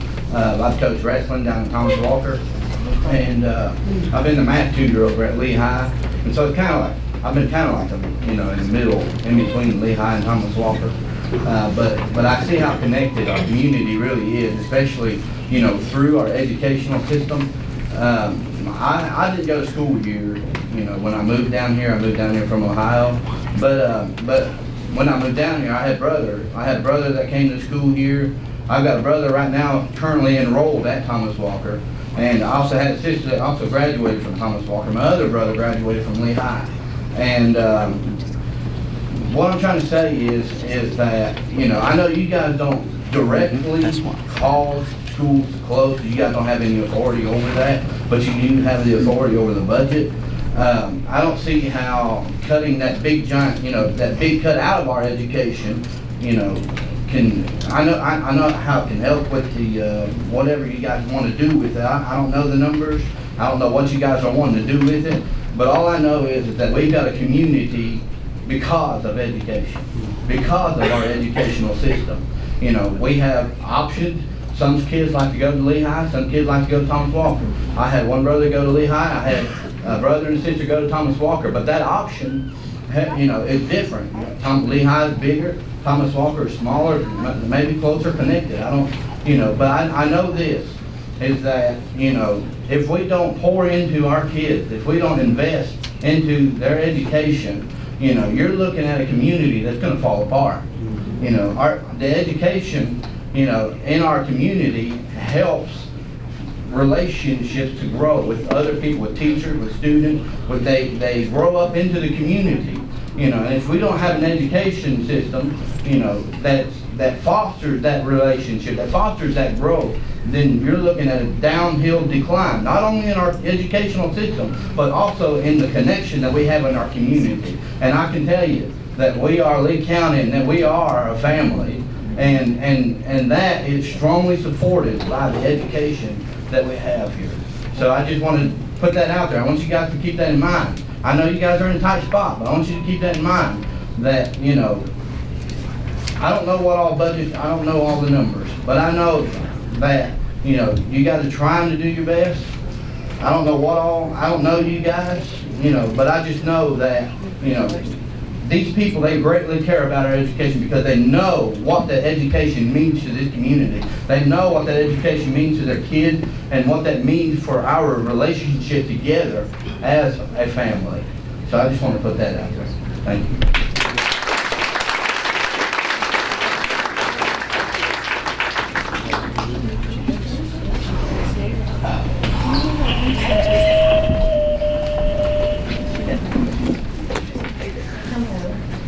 My name is Nicole years, and I'm the principal at Elydale Middle School. I was born in Lee County. Well, that's a lie. I was born in Ohio, but I was raised in Lee County. And I went to Thomas Walker, which is where I graduated from. I currently live in Union. I'm here to speak about the importance of our school system and the importance of our students. And about the budget. I'm also here to speak about transparency because I feel like in the newspaper it said that you were considering, and I considered it a serious consideration, that you were going to be giving the school system $7.1 million. That's what was put out there as your serious consideration. And with today being the budget hearing and a chance for public expression, nobody here knew that the real number was $1 million less than that. So when they found out, of course they were upset. And that's why they're all here. And that's why they don't want to move to another room. And that's why they want to be a part of the conversation. Because they weren't told that a $10 million loss was possible. And even though your cut is $1.5 million, you're all aware of how that cut goes hand in hand with money from the state. I became an educator because I love students. I taught first grade for a long time. I had an opportunity to move up and become a reading specialist. I refused it because I didn't feel like I'd taught long enough. I thought I needed to know more. I needed to have more to offer my students. I then became a reading specialist. I was honored to work at Elydale, where we were able to bring our English scores up from failing, being under where they should have been, and bring them up to get out of school improvement. Then I had the opportunity to move to Pennington Middle School, where again, we were under that number, and we were able to bring it up and get out of warning again with our reading scores at Pennington. I had a degree to become a principal. I didn't apply. I didn't think I knew enough yet. I thought I needed more time. I thought I needed to be down there in the trenches under the teachers who'd been there longer than me, so that if and when I became an administrator, I would know enough to be of a benefit to the people that I was working with and trying to lead. I had a wonderful opportunity at Thomas Walker High School to be an assistant principal for 2 years. I loved it. Thomas Walker is a special and unique place. I've never had the opportunity to teach at Lehigh, but I will say Pennington Middle School was one of the highlights of my career. They say it's the inner city of Lee County. I thought it was awesome. I think we have an awesome group of schools. I would hate to see any of them close. But by no means kid yourself. If this budget is cut $10.2 million, the school board did not make the decision to close the school. You did.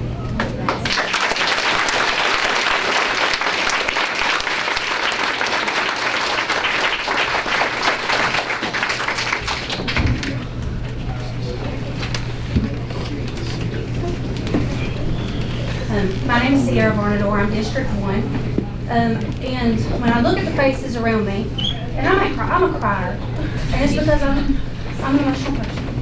But anyway, when I look at the people in this room, I see co-workers, I see students that I have been a long-term sub for, I see students that I have worked with within the elementary school, and not only that, but I have one of my own child in this room as well, who will be directly affected by the funding that the school board gets from you all. She's not the only child that I have. She goes to Thomas Walker, and I'm not going to point her out because that will embarrass her. But if you look at my face, look at her daddy's face, you will be able to pick out which one it is. I have 3 others. I have one going into 1st grade. I have one who is at Elydale. She is going into the 6th grade. That child has an IEP. She requires certain services that are on the table. I have a 3rd grader going into 4th grade. She will be directly affected.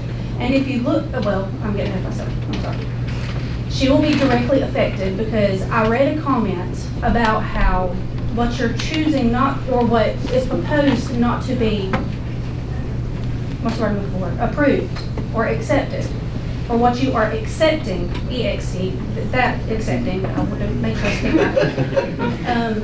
What you are accepting will directly affect her because she has had a reading plan in the past. She wasn't qualifying for an IEP, but she struggles with reading. It will directly affect my child. The IEP stuff will directly affect my child. It's not just my children. If you worked in the school system, if you spent any amount of time in the school system with these students, you would see the struggles that they have. We need educators. We need support to get them to where they need to be in the future. We can't have people paying taxes later on that don't even know how to read what they're doing. Like, that doesn't make sense. We need to address it now while they're in here. This is the time to act.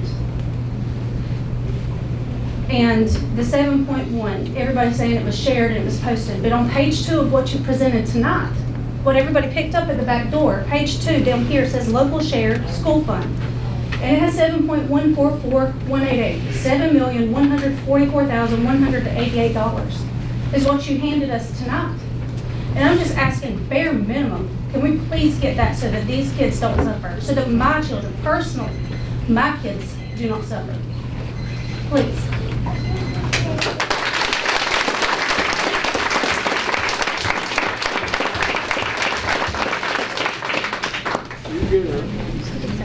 I'll walk out now. Well, I think we rolled into the other session, so I'm going to combine a couple of things. My name is Melissa Hubbard, and I grew up in Lee County, went to Thomas Walker, and then later went on to Virginia Tech, which at that time I was told I'd never get in, I'd never make it. Well, I determined I was going to make it, and I almost didn't, but I did. But I have some information I want to share with you all that will affect what's going on here, that most people are here for, is the schools, but it also affects our budget. In case most of our people don't realize in this county, and I brought this up to a former board, Mr. Leonard was on that, we have 1 million visitors to our national park every year, 1 million. We have 300,000 visitors to our state park down at Wilderness Road. We have 70,000 people that walk the rails for trails from the LMU Vet School to the national park. In January, we will have the largest vet school in the United States with 900 students. That also comes as a double-edged sword with housing for our local people. So there's 7,000 people past where we are working diligently to get our business open. This says, if you want to talk to me about the struggles of starting a business in the western end of the county, you come see my sister and I, because I can sure make that available to you. There's been a couple comments earlier that I wrote some notes about that I want to say. I wanted to throw those numbers out there because the reason we have not, one of the big reasons we have not tapped into those people that are in our county, not just our local, but people that are traveling, we do not have the infrastructure for small businesses to start.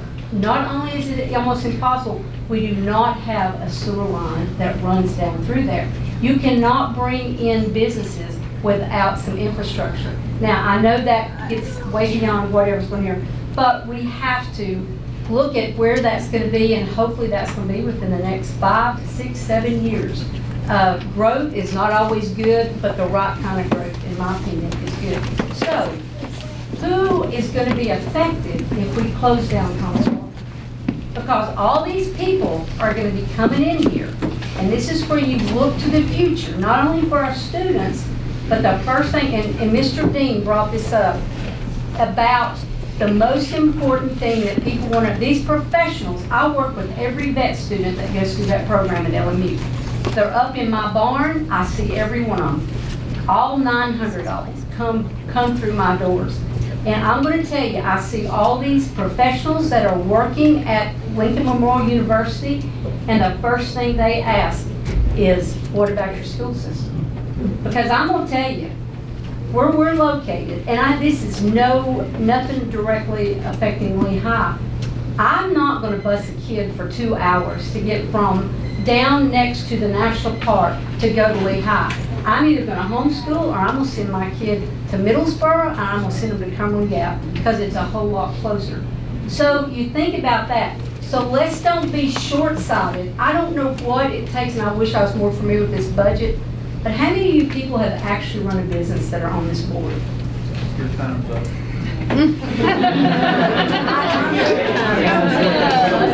Yeah, okay, I'm sorry. But maybe we need to get some business people involved in helping resolve this budget and try to get this done.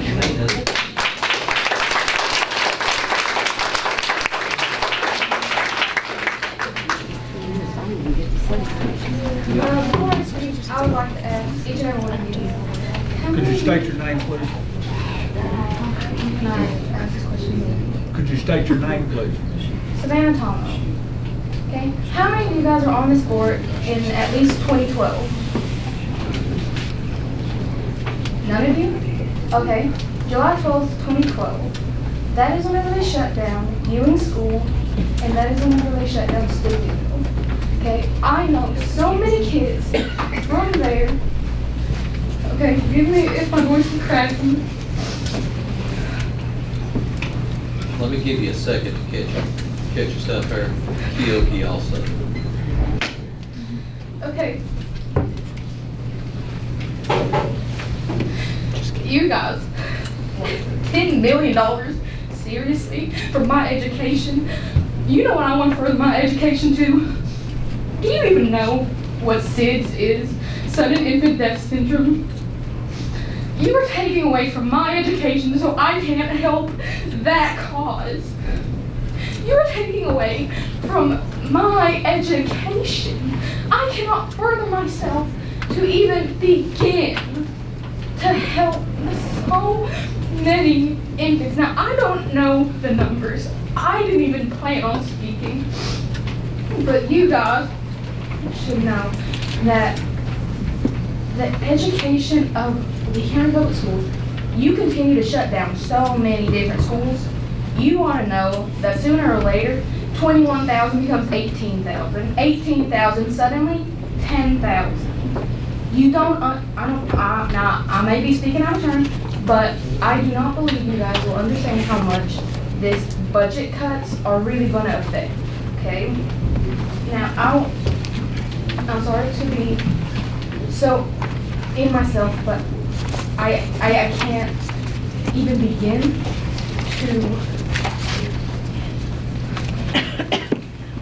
to imagine what it's going to be like, okay? I'm going to have to go to a different school. I'm going to have to go homeschool. It's not going to become an auction. It's going to become a habit if you guys go through any of this. 7.1 million is supposed to be coming to us, and then all of a sudden, 10 million. Make the math work. You cannot. You are taking away from our school system. You are taking away from the future of the students. These students, they will be doing your taxes, okay? Your taxes whenever you become one of the people with a fixed income. I'm sorry, as I said, I don't want to be so full of myself, but this is going to take away from my further education. And I want to give this, I just want, SIDS is a very, very big deal to me. Because I haven't come to SIDS and I can't imagine not hurting myself to meet those needs so that number becomes 0. So there is a way by the Lord's will that everything will be okay. There'll be a test, and I cannot have so. Thank you, and there's a big difference between accept and accept.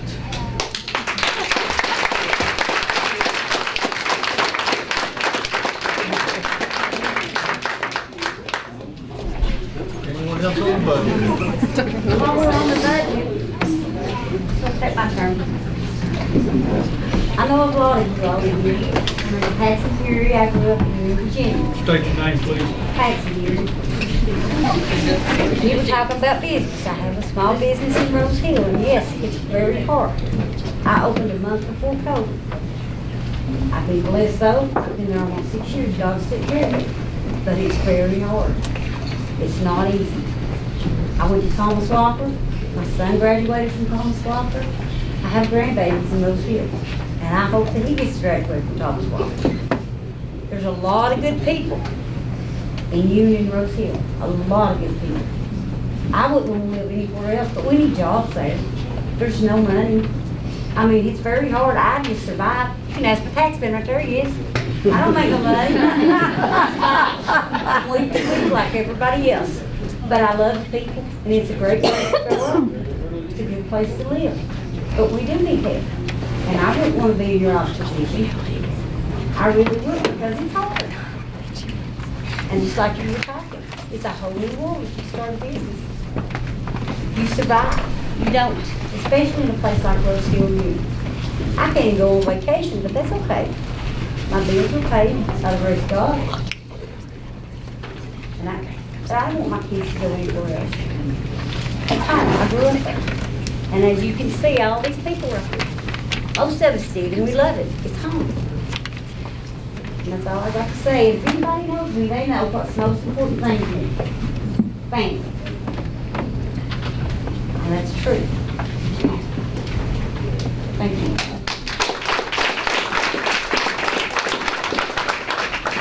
I also want to say my sister is the secretary at Eastville School.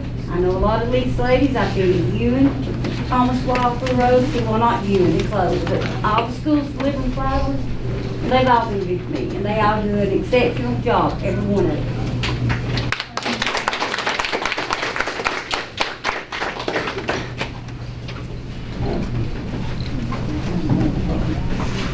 Hello, my name is Isabella Howard, and I am a resident of Ewan, Virginia.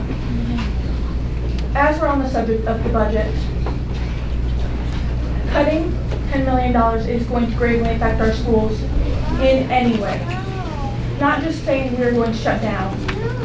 Many of our schools cannot afford budget cuts right now. Causing our budget cuts is taking money directly from our special education programs and our students who need IEPs. And someone did bring up earlier that we had so many teachers to students, and that those numbers could be cut. But as we've seen, our teachers are the backbone of our school system. They are what makes kids so happy to come to school every day. They are teaching us and making sure we have the knowledge to go on and better our communities, to make sure we have a chance to learn. They have given every single one of us in this room, you have been in a school. You have been educated by someone else. You did not have to fight for that right, hopefully, to be an educated person in the U.S. Changing schools is not as easy as it may seem. Our school systems are family. We have built a family around our schools. Cutting any amount of budget would be taking money from not only special education, but faculty and staff. We would be taking jobs that we cannot lose in Lee County. We have almost no jobs in Lee County. Our jobs are based on our school system. Many of the people in this room would not be here without our school system. And they would not be still in Lee County without the jobs that the school system provides. Because the one thing you cannot go without is money. And the only thing bringing in money in Lee County is basically our schools. I'm not talking about land or farming, though I know we do have a lot of farmers in our area as well. But those farmers also had to grow up in a school system. they had to learn. We have great agriculture programs. They have to learn. We have to further our future farmers, our people who plan to go to higher education. We have to make education a priority again, and not just something that can be on the back burner, because it is not a negotiable thing, and it never has been. Thank you.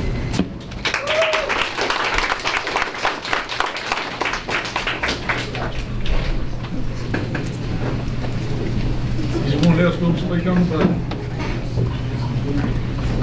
My name's Lindsay Polly, and every teacher in here will call all of their students my kids. And that's exactly what they are. They're my kids. They will forever be our kids. Now, I don't know about you, but as a mom, I would do anything to support my children, to give them the last piece of bread that we have. Everything goes to my children. If they needed something, I would find a way to pay for it. These are Lee County's kids. These are your kids also. They are Lee County's kids. You find a way to pay for it.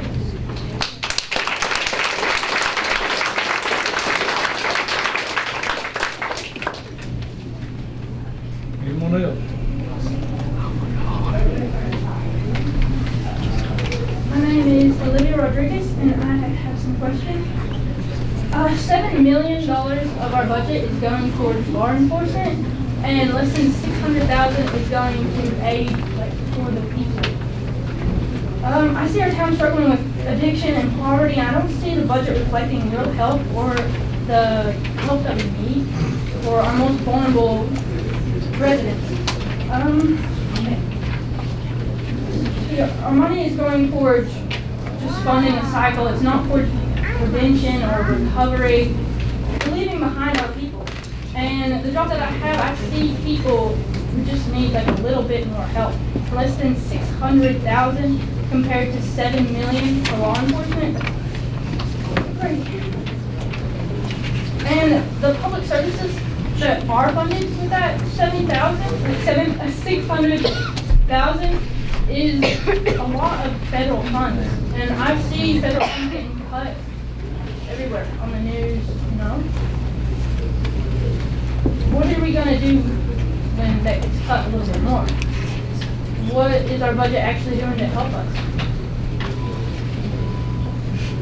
Are we supposed to help, the problems that I see just going down the street or working my job and talking to people that just need a little bit more help? That's all I have to say. Thank you for your time.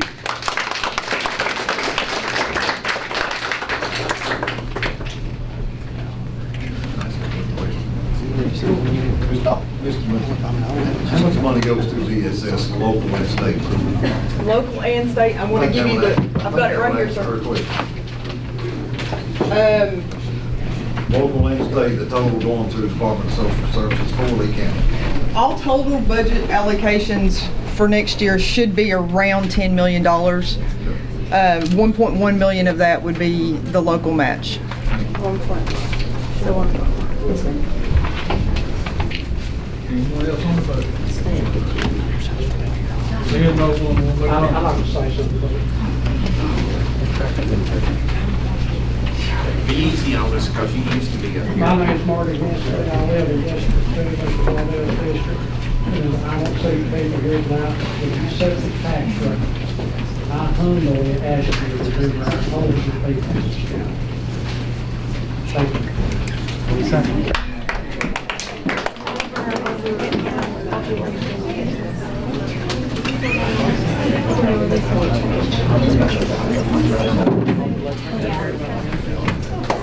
My name is Michaela Taylor. I'm from St. Charles, Virginia. I was a clown talking, but you will be forcing our schools to be closed in St. Charles if you do not fund. My kids have no hope with me homeschooling. None. I'll have the option to send them somewhere better. And it terrifies me. I come from addicts. I will refuse to be addicts.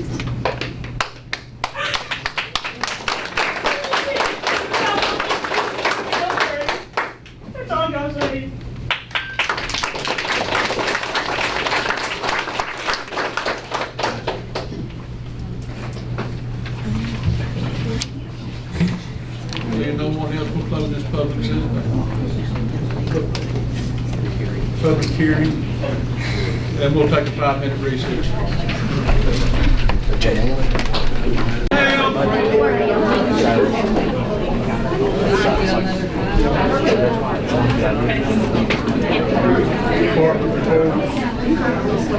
Back up with those. Mr. Chair, there are still people in the other room over there, so if you all don't care when you're speaking, try to get as close to the mic as you can to make sure that they can hear what's going on too.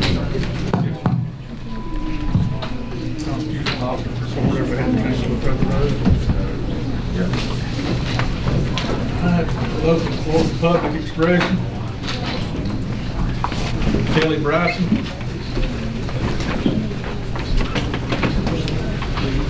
They may have been in the other room. Mr. Chair, I'm gonna bet that a lot of those people maybe have already spoken. So I would just open it back up and let anybody that wants to speak. Okay.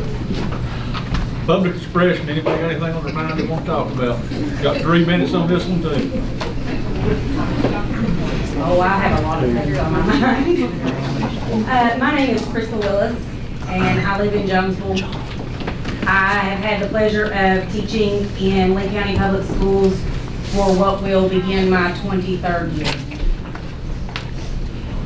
Most of my time has been on the lower western end of the county. I was a student when the first consolidation took place. I witnessed Ewing being closed. I worked there at the time when it was closed and moved down. And I know that all of that is directly linked to money. It's the bottom line. We don't like to spend it, but we have to. We don't like to raise taxes, but it's a change that needs to be done. Change is hard and it hurts sometimes, but without change, we do not grow. I'm here tonight not just as an educator, but as someone who has seen firsthand the deep impact that our school has had on the lives of its students and the heart of our community. I know that you have sat there and said that it's not up to you on if schools are closed or not, but you are the guiding force behind it. If you don't agree to give the money, you're just passing the buck down to the school board to have to make the hard choices. Thomas Walker is a small school right along with St. Charles and Elydale and Rose Hill. And if you look at the cycle, when the budgets have to be cut, which schools suffer? Which schools have to leave? It's your smallest schools. However, with those small schools, we don't just teach math, science, and reading. It's where we build trust, character, confidence, and a sense of belonging. In a small rural area like ours, schools aren't just buildings. They're centers of community, support, and opportunity. We know our students by their name. I know all of them at Thomas Walker. There's not one student in our entire student body that I don't know by name. For many, the school is a safe space. It's a lifeline. And when you talk about having to close schools down, which I do understand that's not what you all are directly talking about here, but it will have to be considered if the budget's not met. You're closing a community anchor. Losing these small schools means longer bus rides for students, overcrowding in the neighboring schools, and a loss of connection that cannot be replaced. The bottom line is it is about the kids. And do you want to take that connection away? Thank you for your time.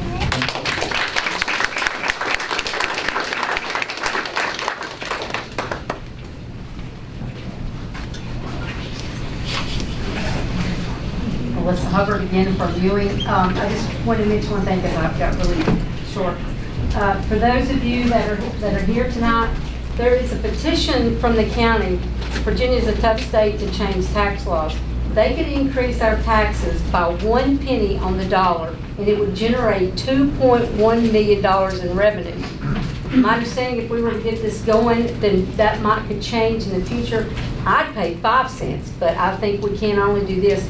But there's part of, and I know this has to go to the general fund, but that could be part of the budget downfall that we're looking at. So I just wanted, you need to find this petition, I don't know where it's available, and let's see if we can't get all of the, I say lower end, western end of Lee County to sign this. Folks, this is 1 penny on the dollar, but it would generate 2.1 million. Yes, and to clarify, that is sales tax. Is that correct? It's a sales tax, Yeah, I'm just wanted sorry. to make sure they knew it was sales Yes, tax. it's a sales tax. So it's one penny on the dollar in sales tax.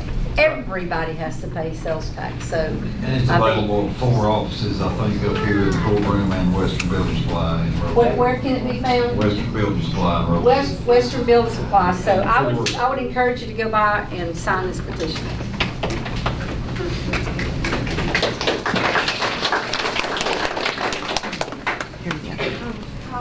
I'm Riley Dean. I'm the daughter, and this is my sister Adrienne Dean. I'm the daughter of Holly and Adam Dean, who both work. They both work for the school system. I grew up at Thomas Walker. I don't want to go to Lehigh. I won't go to Lehigh. Not because I don't like Lehigh. I don't care. But because like that's my school. I grew up there. Every teacher there knows me, and I know all of them. That's where I went. And I was the daughter who my dad, who was talking about earlier, said that. What was it? That why did they not care about us? So I think for an eye roll or a scoff was pretty out of place, personally. But like that's not funny. That's perfect. I was one of the girls that Miss Crystal Willis was talking about. I wouldn't do good in a big school. I don't do that. I'm good with one-on-one. And anytime that I felt stupid or out of place, there's always a teacher there to tell me that I had some work. And to tell me I wasn't stupid.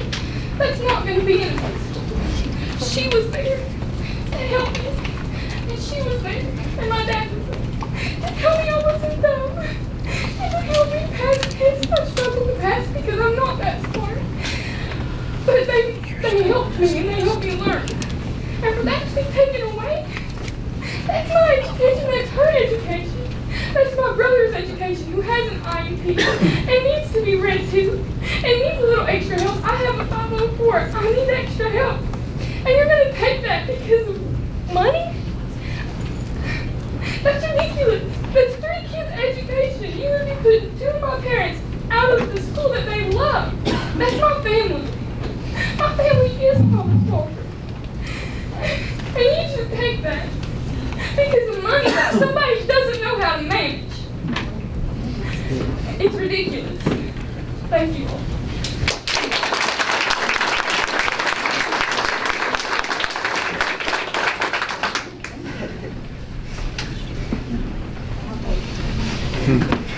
Good afternoon.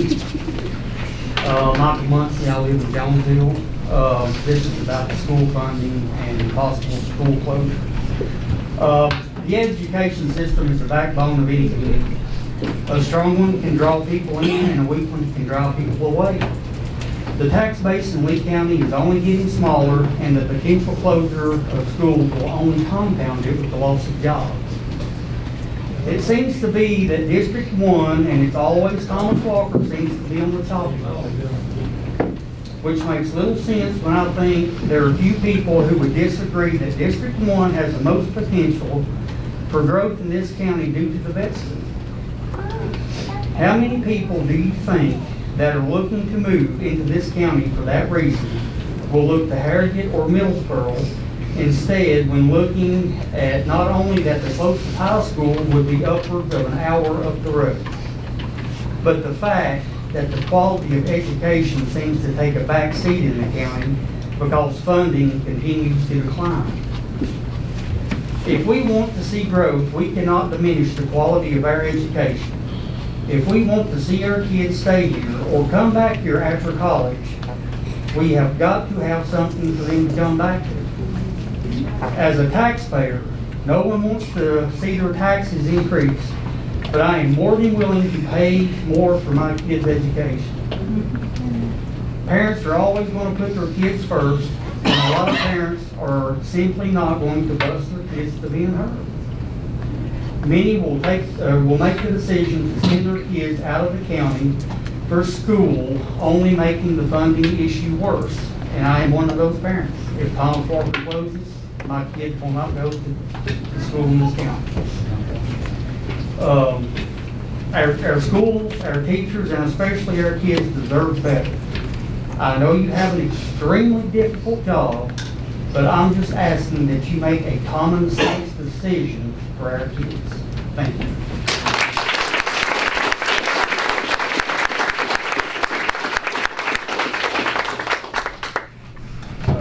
My name is Carter Robinson, and I'm not that smart. I don't know much, but I can tell you that if you want growth, you're going to have passion.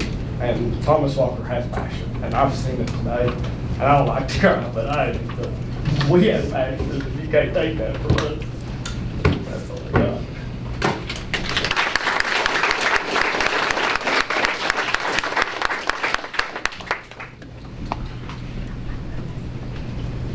My name is Samantha Savin, and I'm an upcoming senior at Thomas Walker High School. And yesterday, I, like everyone else from Thomas Walker in this room, took my senior pictures. And if you all implement these funds and cause us to leave, that will be for nothing. Because I will not go to Lehigh. My brother will not go to Lehigh. This will impact my sister's education. She's going into the 3rd grade. You sit up here and you're taking cuts to things that don't need to be cut. Lee County is already, our school system is already an underfunded organization. We need more money, but you're taking it away. My program that I thrive on had to take cuts this year, the choir program. It was cut from Thomas Walker, and I now have to travel to Lehigh on the BOTEC bus in order to get it. If you talk about these cuts, that program will be cut from Lehigh, and I will have to go to another school in Virginia. The closest one is Union. I don't want to go there. I want to stay where I am. You sit up there, and you're going to cut this. My mom, who is a parapro at Rose Hill Elementary School, will lose her job due to your cuts. She will have to go to, she's been an employee for 10 years. My sister, who was going to spend her entire school career in Lee County, will probably have to go somewhere else. Because you all sit up there and you're acting like you don't care about us. And that's the truth. Because you all act surprised when kids leave with a diploma under their arms and don't come back. Because I will be one of those people. My older brother is one of those people. You cannot continue to act this way because I will not bring my children back here. My brother won't. My other brother might not.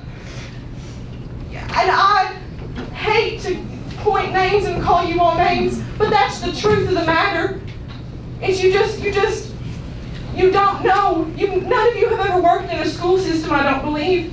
So whenever you talk about cutting from the school system, you don't think about our teachers who will lose their jobs. You don't think about our aides who will lose their jobs. You don't think about how underfunded we already are. You should be ashamed of your actions today, I believe.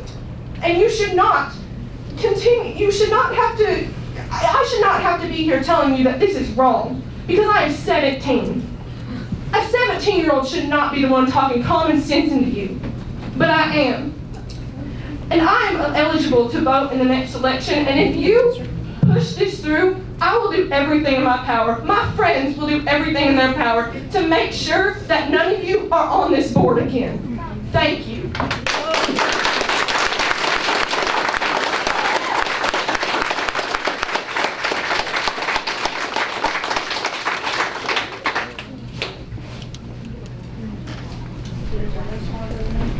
Hi, my name is John Frederick. I'm a resident of Ewing, Virginia. I wasn't born in Virginia. I was born in Bell County, Kentucky. My family is from Bell County, Kentucky.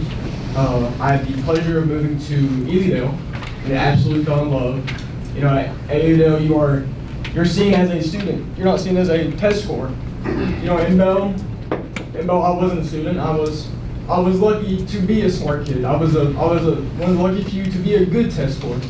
And the good thing about these schools that you guys have funding, and I hope will continue to fund, is that kids are seen, kids are felt, kids are encouraged to go on to pursue great things. You know, at a big school, I don't know if I would be as confident in myself as I am today. You know, it's thanks to teachers like Mr. Dean that I feel the drive, the determination to go on to do greater things, to get a higher education, to get my doctorate, and to want to come back to this county. And I want to come back to this county. I want to see it thrive. I really do. This is my home. I want my kids to go to Thompson Walker. But if we start cutting the budget and we start wanting to cut education, you know, there's no possibility that I will ever be able to do that. You know, it breaks my heart. But I do want to see this county thrive. And I know that it's through education. I know that it's thanks to the education of this county that I love it, that it is my home. So I hope that you guys understand, if you cut this education, these schools shut down, there's no future for Lee County unless you build more schools back after shutting the Thomas Walker or Elidale down. You know, it is the foundation of a good county, of a good population. That's all I'll say.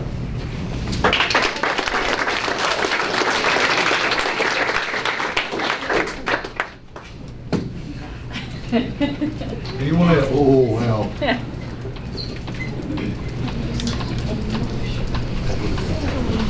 My name is Amber Cadden. That black and red hair girl is mine.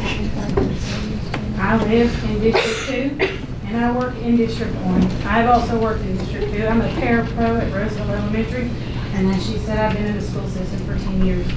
And you've heard what she's going to lose and what my other kids are going to lose. I want to talk to you about the babies I work for and work with every single day that I go into, and I have from the time that they are 5 years old until they go to middle school. And what you're taking from them is irreplaceable. This is where they get services like PT, OT, and speech. This is where they get taken care of. This is where some of them get the most food they get in a day. You're asking them to get on a bus and ride 2 hours from Gibson Station all the way up to Lehigh when they're in high school. It's ridiculous. There's no reason why you can't fix this. And I'm telling you right now, you can pass the budget to the school board all you want to, but everybody here will hold you responsible, and so will these kids.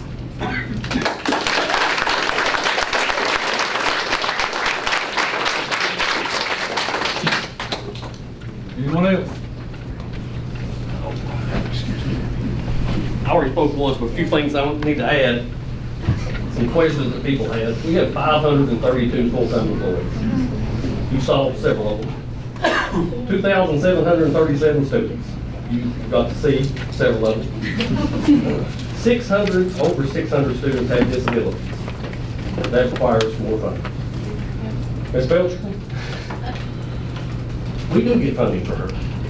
If you need to see it, come by the office. I'll be more than glad to show it to you. The way they do funding is real odd.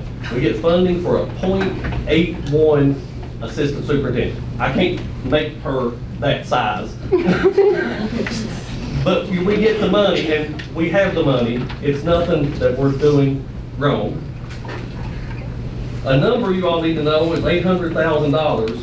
If you all don't fund the at-risk money, we will have to give $800,000 back to the state, because that's the all-in money that is only allowed to be carried over from one year to the other if we participate in that risk.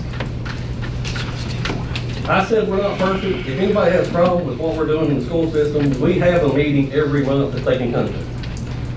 I'm there every day. I'll be more than glad to sit down and talk to anybody. But it's funny how things just come out certain times of the year and certain times, you know, when they have information that somebody's given. At least 3 of you told me the at-risk money was too much money to give up. So we'll see if you actually meant that when you told me that. And I can tell you there has not been a plan by the school board or me to close schools. We said every option will be on the table if we don't get the funding, and that is what we have to do based on your all's funding to us. Thank you.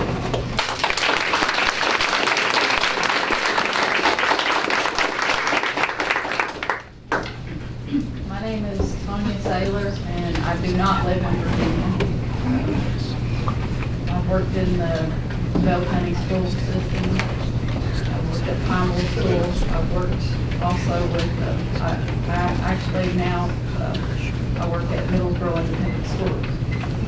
My son is a senior at Thomas Walker High School. I worked 23 years at Pineville Independent. My oldest son graduated there. I left and went to Middlesboro when Braden was, I think, 5th grade. So he went to the Bell County school system. From that day forward, I saw a huge change in him. He was depressed. He hated school. He went two years in high school at Bell County High School, and every day he hated every day of it. And I kept saying to myself, it'll get better, it will get, but it didn't. And so he made a change. He made the decision his junior year last year to come to Thomas Walker High School. And it's been life-changing. When I say life-changing, he went from seeing a counselor to being medicated. Now he's in sports. He went to state and golf. He got 9th in the state of Virginia. He talks about his teachers, Mr. Dean. I hear a lot about him. I hear a lot about all of them. They took him in as their own. He spends the night with them. He's fifth grading and he loves them. They're his family. If you take this school away from him, he drives 40 minutes to school every day. But I live 8 miles of 119. I drive to Middlesboro High School, Middlesboro Elementary every day, and he drives to Thomas Walker School. And if you take this school from him, I don't know, there's no way that he can drive. He will not go back to Bell County High School, so our options are very, very slim. And I just ask you all to take each one of these kids. They love each other. They are a family. And we love this school. And I thank every one of these teachers for what they've done for my child. And my prayer is with you all to make the right decision. And thank you.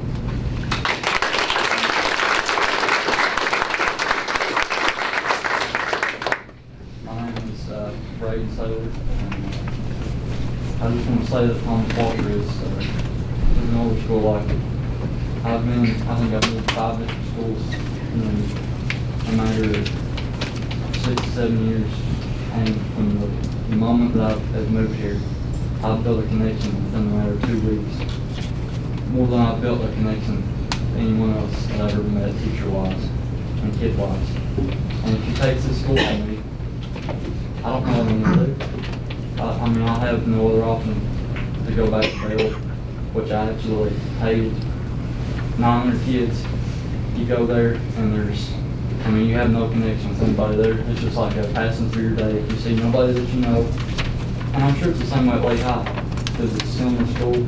Same situation there. You had a bunch of schools there consolidated into Bell High, and you have around 1,000 kids there. You don't get to see your friends.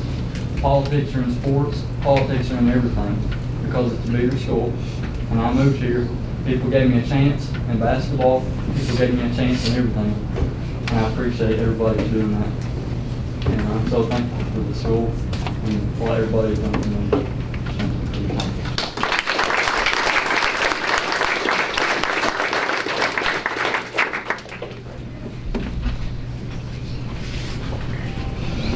Good evening. My name is John Mealy. I'm from down in Ewing. First, I want to say thank you for this civics lesson. Thank you for all the students that are out here. You come into these meetings most often, and there's just a handful of people. So to see this kind of turnout, obviously it's an emotional topic, but again, thank you. I'm not from here. I've been called an outsider. My wife's family's from here, and we had to make the decision when I retired out of the military where to go. We decided to come back here where the family was at, and we chose to move to Ewing because we knew we had the schools there. That was a big factor in that. Now, when COVID happened, we sent our kids down to Jack Grant Way. Okay, we paid for that. After a few years there, we realized that the education they were receiving there was not worth that money. We came back to Lee County Schools, and their education has been phenomenal. We've got 3 kids. We'll have 2 in Thomas Walker this year, but we've had kids in every one of the schools. Again, they have received a top-notch education. Now, I also understand the situation you guys are in. You've got 5 districts that you're representing. We're talking about right now predominantly down in the western end of the county. If you haven't drove from Keoki to Blackwater, I suggest you take that drive. I know the rest of the county is faced with challenges of driving to get to their schools. We don't have that. You have the luxury of having them right there. But I ask you guys to look at, when you're making these budget decisions, not making a short-sighted decision based on the budget right now. If the school has to consolidate later down the road, there needs to be a plan. There needs to be a study done. It needs to be looked at from that holistic view. What is going to happen to the communities around it? How is that going to affect the education? What is the right answer? Not hey, we need to pull the money, and that's going to result in Brian having to work with the board to make those decisions. You've also got EMS on the board right now. Pennington Gap deciding to shut that down. That's a situation that you guys all of a sudden are now expected to solve. Again, you chose these to run for this position, so you're having to work through that. But we as the citizens also have to recognize that we have a part of that. The tax assessments, I've talked with Robbie, he's explained it in depth to me. I'll pay my extra amount. But I'm a small business owner. We've opened a campground down there. I'm also the director of a nonprofit. We just brought the Boone Trace 250 through town. We're trying to promote outdoor recreation, trying to promote Powell River Blueway. We're trying to bring tourists in here to bring that money in. But in both of those situations, as a business owner and as a nonprofit director, I've had to have a business plan. I've had to do a strategic planning process and have a vision for that. So I ask you, as the leaders of this county, have you gone through that process? You guys have been in this office, what, a little over a year now? And it's been damage control the whole time, am I right? You guys have had to react, and it hasn't slowed down. So have you looked at, or will you look at, stepping back and saying, okay, what is the plan? How do we improve this county? How do we fix these budgets for the long term? And then also for everybody in this room, we've got to do our part. We've got to step up and figure out where we fit into that picture, whether it's paying taxes or it's attending these meetings and giving input. They're not making these decisions in the blind, and they need that feedback from us. I know your buzzer went off, so thank you for your time, and I appreciate it. And again, thank you all the students for being here.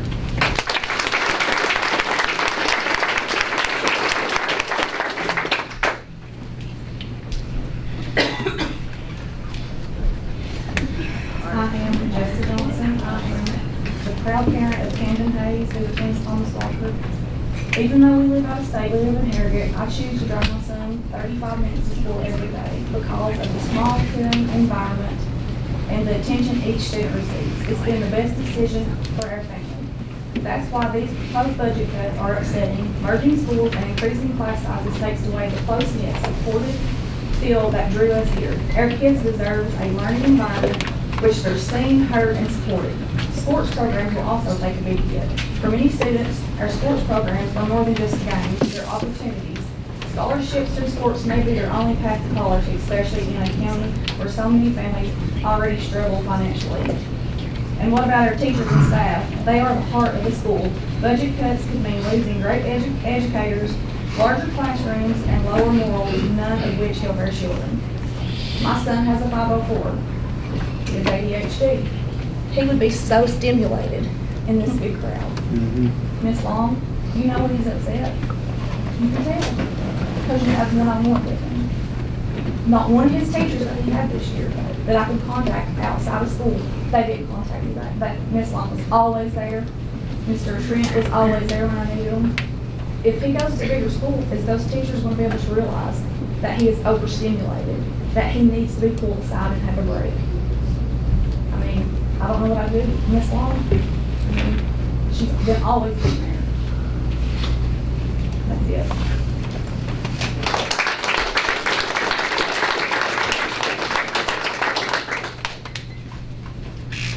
yourself.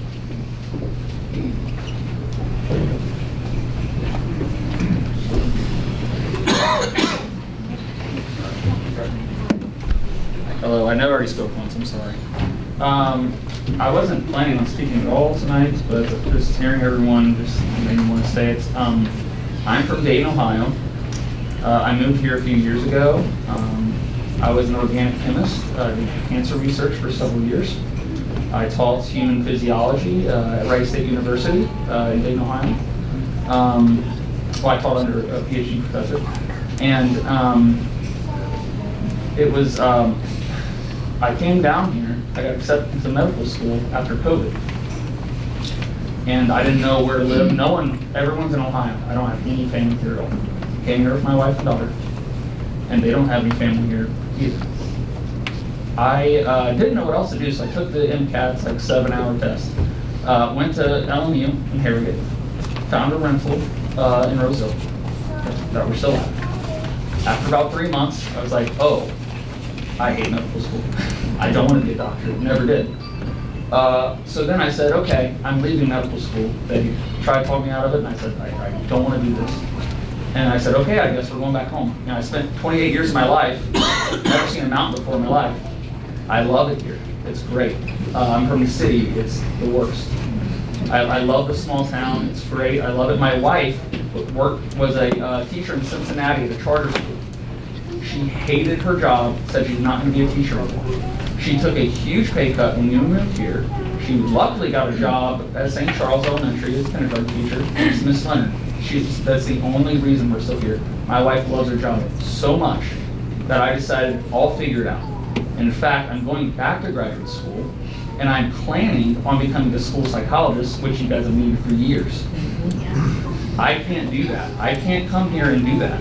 And I would take, and I know you guys have, you know, the budget and everything, and I look at the salary scale of teachers and professionals. It's a lot less than every other county, and I get it, you don't have the money. And I would make less money because I love these kids. When my wife would get sick, they need substitutes. I became a substitute too because I didn't know what else to do. I was working in Kingsport, driving an hour and 20 minutes to Kingsport. And then I had to go and be a substitute. And I fell in love with these kids. And I said, I finally figured out for the first time in my life what I wanted to do. I said, okay, I'm gonna go back, I'm gonna become a school psychologist, and I'm gonna come right back here. But I can't do that. And if the job's not there, the job's not there. But that was my plan. And now, I don't know. My daughter is going to school. She never taught for years in Ohio. She would not talk at all. She just got accepted to cheerleading this year. So she has opened up in a small community versus coming from a big city. And we love it here and we don't want to leave. But we literally have nothing else here. So we have basically no choice either to move to Kingsport or move back to Ohio. So thank you.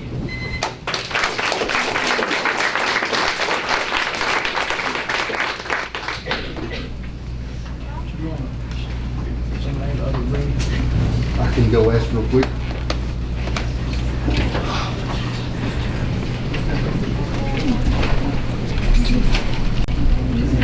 Okay. Hey, can I just say one thing right quick? We've got reports and recommendations for the board, county attorney, and all that stuff coming up. You know, I'd like for everybody to stay rather than just, I know we've lost a lot of people just looking at the, and you probably have to go, but Stacy will fill you in. But I would just like for, you know, everybody to stay, just in case the board members have any comment. Just hear their side of things too, if it's possible for everybody. If you can't, that's understandable. Can I say something? I got a child that's at St. Charles Elementary. She come to me at 2.5 year, 3-year-old. Can't even say 10 words. This child now will be 7-year-old in August. Has a mouthful of words. It's no saying to beg her to hush. If it was not for St. Charles Elementary, this child would not be where she is today. This child couldn't even function. She was in inclusion class. This child is in regular class now. Done well in kindergarten last year. If it was not for this small school, This child would not be where she's at. If you close St. Charles and she has to go to another school, she will not survive.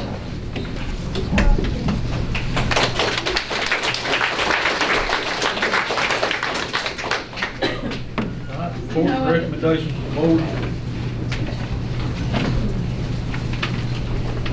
Mike? Melissa Tripp, sorry.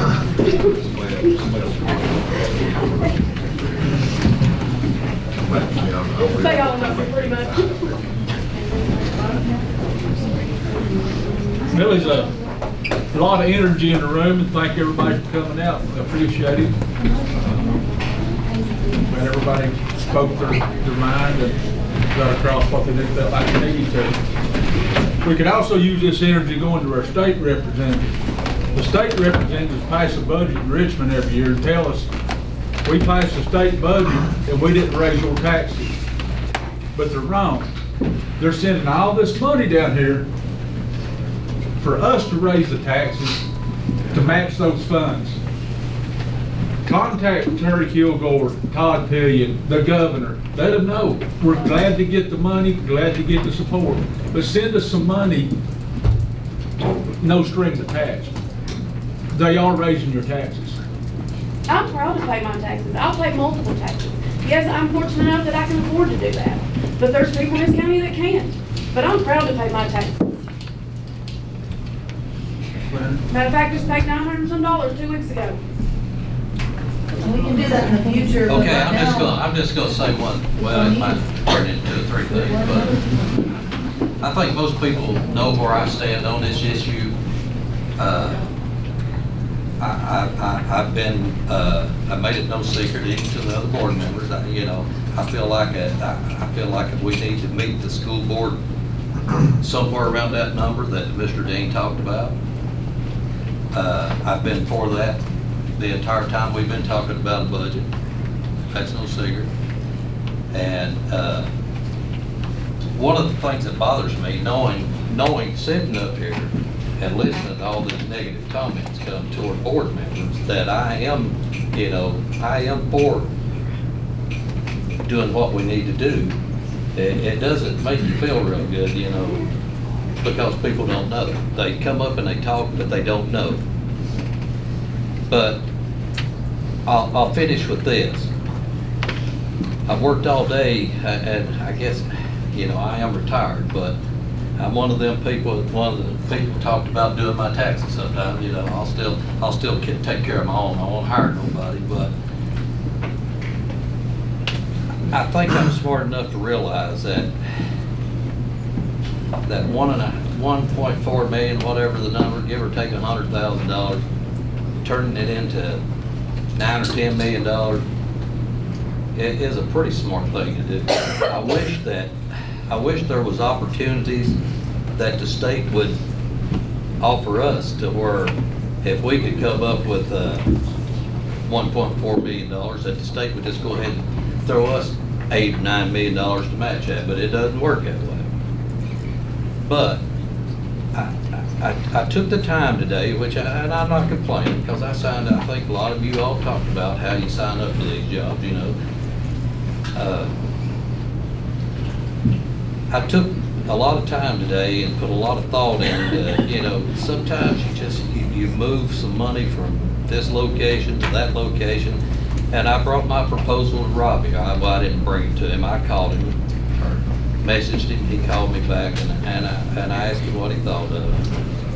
And it's something that we are going to talk about as a board. I think I'm going to kind of run it by. They'll let Robbie run it by them. He's got the exact number. But to say that everybody don't care is wrong. My daughter-in-law was one of the ones that some of the people talked about, the principal of St. Charles.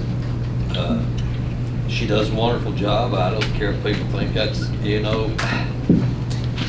showing favoritism or whatever. I think she does a great job. She's worked hard all her life to get to where she's at. I've got a grandson who goes there, loves the little school. He lives in Big Stone.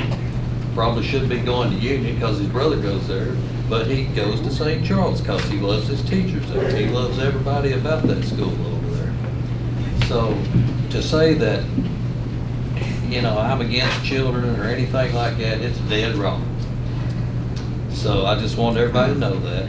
And like I say, we'll be talking about this proposal. And I think if it goes okay with our board, and you know, I'm not going to push anything on anybody. This is just my thoughts.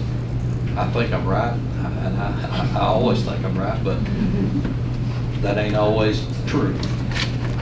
But if it goes over, I think we need to get with Mr. Dean, Ms. Belcher, and get, even if they have to contact their board members tonight to see if those numbers would plug in and work and take the pressure off all, especially these young kids, you know.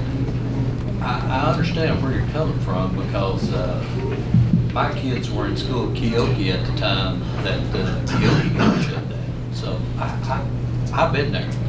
I know. I made the decision then, and I'll stick to it to this day. I think it was not because I had anything to do against Lee County school system, but it was 9 miles to Appalachia, 22 miles to Lehigh. So, I mean, do the math. They were both going into high school about the same time, so do the math. And that was a decision I made. Everybody has to make the decision that's best for them. These decisions that we make up here, I try to make all my decisions strictly from the heart, whether they're right or wrong to some people. I can't help that. But I have to go home at night and I have to lay down and I have to think about that. And at the end of the night, I feel like that if I made that decision, I've done it for the right reasons. So that's all I have.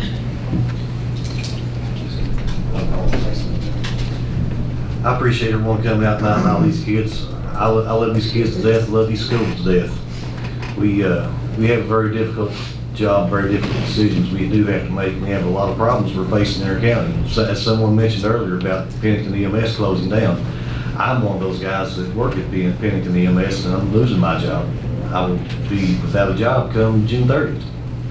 And I am one of the people that's also tasked with finding a solution to the EMS problem here in Lee County. Things are tough, but like Dee Dee said, you know, 1.5, 1.4 million, you know, that's good to get $7, $8, $9 million. It's a good turn on your money.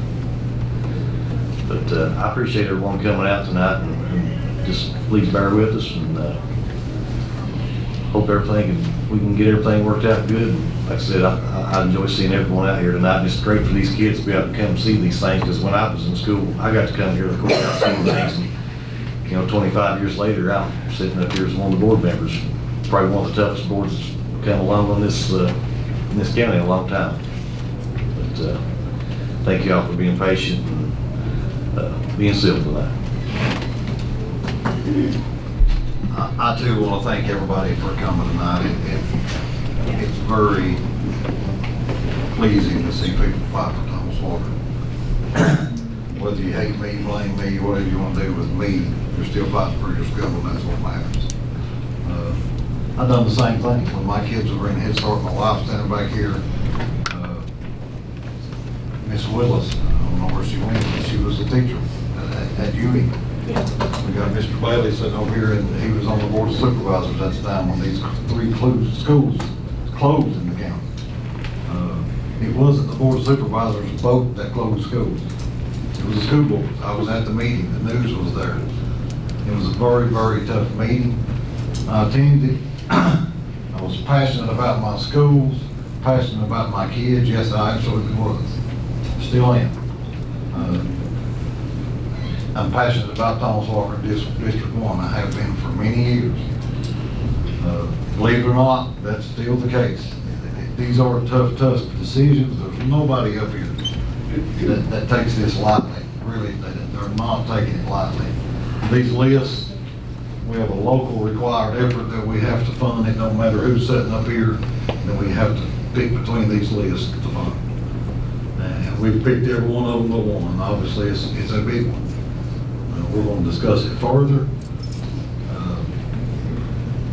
Again, it's not easy, but I have a problem understanding why at-risk funding even leads to a discussion of closing schools if it's about tutoring kids that is at risk of failing SOL tests. And it's not just tutoring. So it's That money can be used for almost anything except facilities. You can use it for compensation, you can use it for additional staff. It's not just tutoring. okay, it's for additional staff compensation. It's almost anything except facilities. Anything you can do to help an at-risk student. So you can pay electric bills, you can. No, not facilities. Paying electric bill doesn't help an at-risk kid. So, who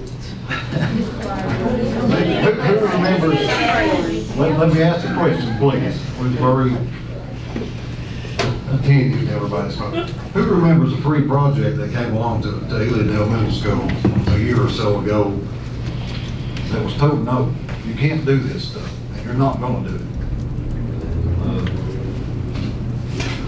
I don't know who voted to do away with cutting the choir. This board didn't. I know you did, but because of your budget cuts, that had to be done. You weren't hearing us So, when we say, Mr. because, Dean, when you're hearing me, Again, I say, it- because of your money cuts, you're causing things in school to be cut. And you don't understand that that's what everybody's been saying tonight. so was it recommended that the choir be cut because of less funding? We have to look at, like you asked at many meetings, what have we done to cut expenses? If we only have a few kids, sometimes you have to make the tough decision. And we made that decision. And we know how it impacts children. But you've asked at a meeting, what are we doing to make cuts? That's an example. To help save the taxpayer, that is the job up here, and there is a lot of people that ask that question. I think if they went into further discussion, they would say a lot of the folks that's coming to them, like some has tonight, asking for low taxes. You either fund it and raise taxes or you don't. You can't have it both ways. And we all know that. It's common sense. So, again, back to the free project. I fought against people wanting to close Thomas Walker for 8 years on the school board. You know it as good as I do. It's been a conversation many, many times. If you read Facebook, and I know most of you does, it's your District 1 people's getting called out on Facebook for going to close your school. Pay attention. Why is it always District 1? District 5. District 5 not being mentioned on Facebook by the school board.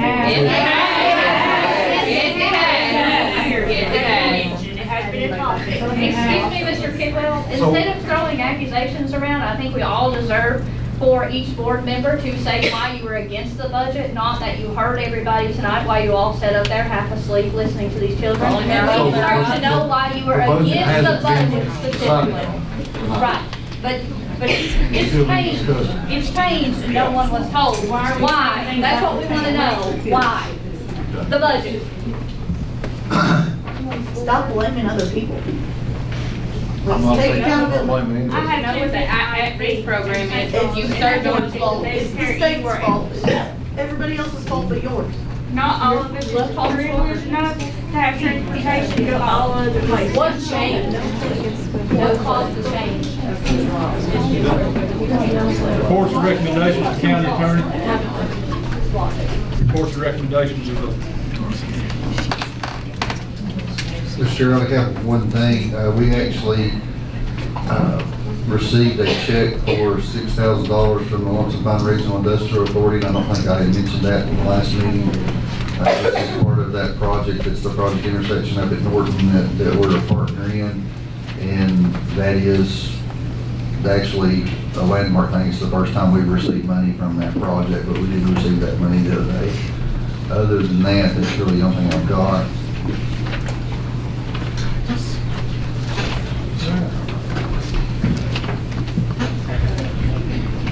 approval of minutes, May the 18th, 2025 public hearing, May the 18th, 2025 regular meeting. So moved. Motion approved, second.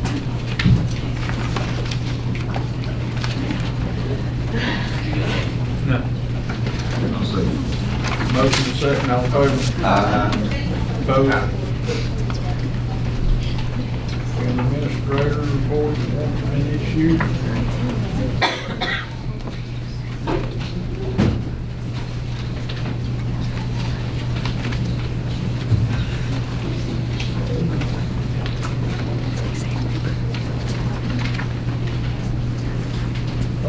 Make a motion to pay the bills. Second. Motion second, all in favor? Aye. Disbursements.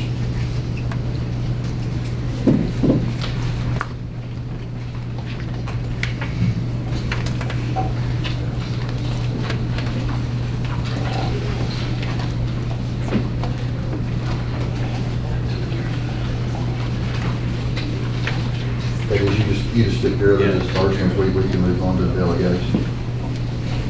Yeah, delegations, Appalachian Voices, in McKellar.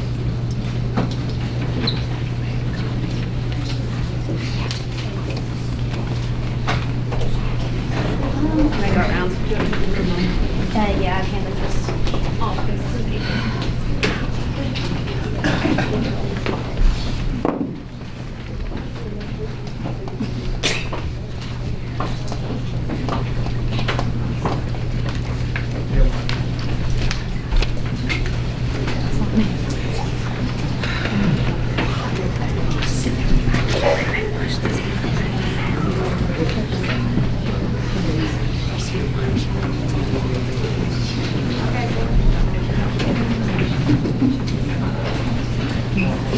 Good evening. My name is Emma Kelly, and I'm the New Economy Program Manager with Appalachian Voices. I work out of our Norton office, but I live down in Rose Hill. We are a regional nonprofit. We do a lot of work in Lee County, and so every couple of years, I like to pop my head up, say hi, and give you all an update on what we've been doing in the area. I'm also here with my colleague, Amy Jane Cotton, who's coming up, who works on our Black Lung Association work. And we're going to present a resolution that we would appreciate if you all voted on and passed. As a little bit of background for Appalachian Voices, like I said, we are a regional nonprofit. We've been going for 28 years. We work in Virginia, West Virginia, Kentucky, North Carolina, and Tennessee. And our work revolves around community resiliency, addressing the impacts of coal. So that's coal mine reclamation, black lung, acid mine drainage, all of that work. And then facilitating sustainable renewable energy projects and energy efficiency projects in the region. I'm going to kind of speed through this. In Lee County at large, most of our work has been within the solar work of Southwest Virginia, which has included putting solar on Lee County schools, including Thomas Walker High School. These have been model projects for the entire state. We have actually spoken at nationwide conferences about the solar installations, especially, again, the ones like Thomas Walker. We also worked with Lee County to get their SoulSmart Bronze designation back in 2019. That is a national designation that basically sets the site readiness and workforce preparation for renewable energy industries. The county has a bronze designation. You can get up to gold, but bronze is pretty impressive for a rural area like this. We are currently working with Stickleyville at the prospect of turning their school into, or their community center, school building into a resiliency hub. That looks like putting solar on it, probably also a generator and battery storage, so folks have a safe place to shelter during storms because that is such a remote community. The vast majority of our work is in Bennington Gap. The Keystone project there was a solvent prize from the Department of Energy. There were supposed to be 3 phases, but there have been only 2 because the current administration terminated the 3rd phase.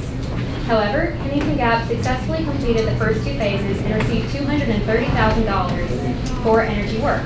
This has gone mostly to the lights along the Greenbelt. I want to emphasize, Pennington Gap was one of 10 communities in the entire country that received this prize. It was highly competitive.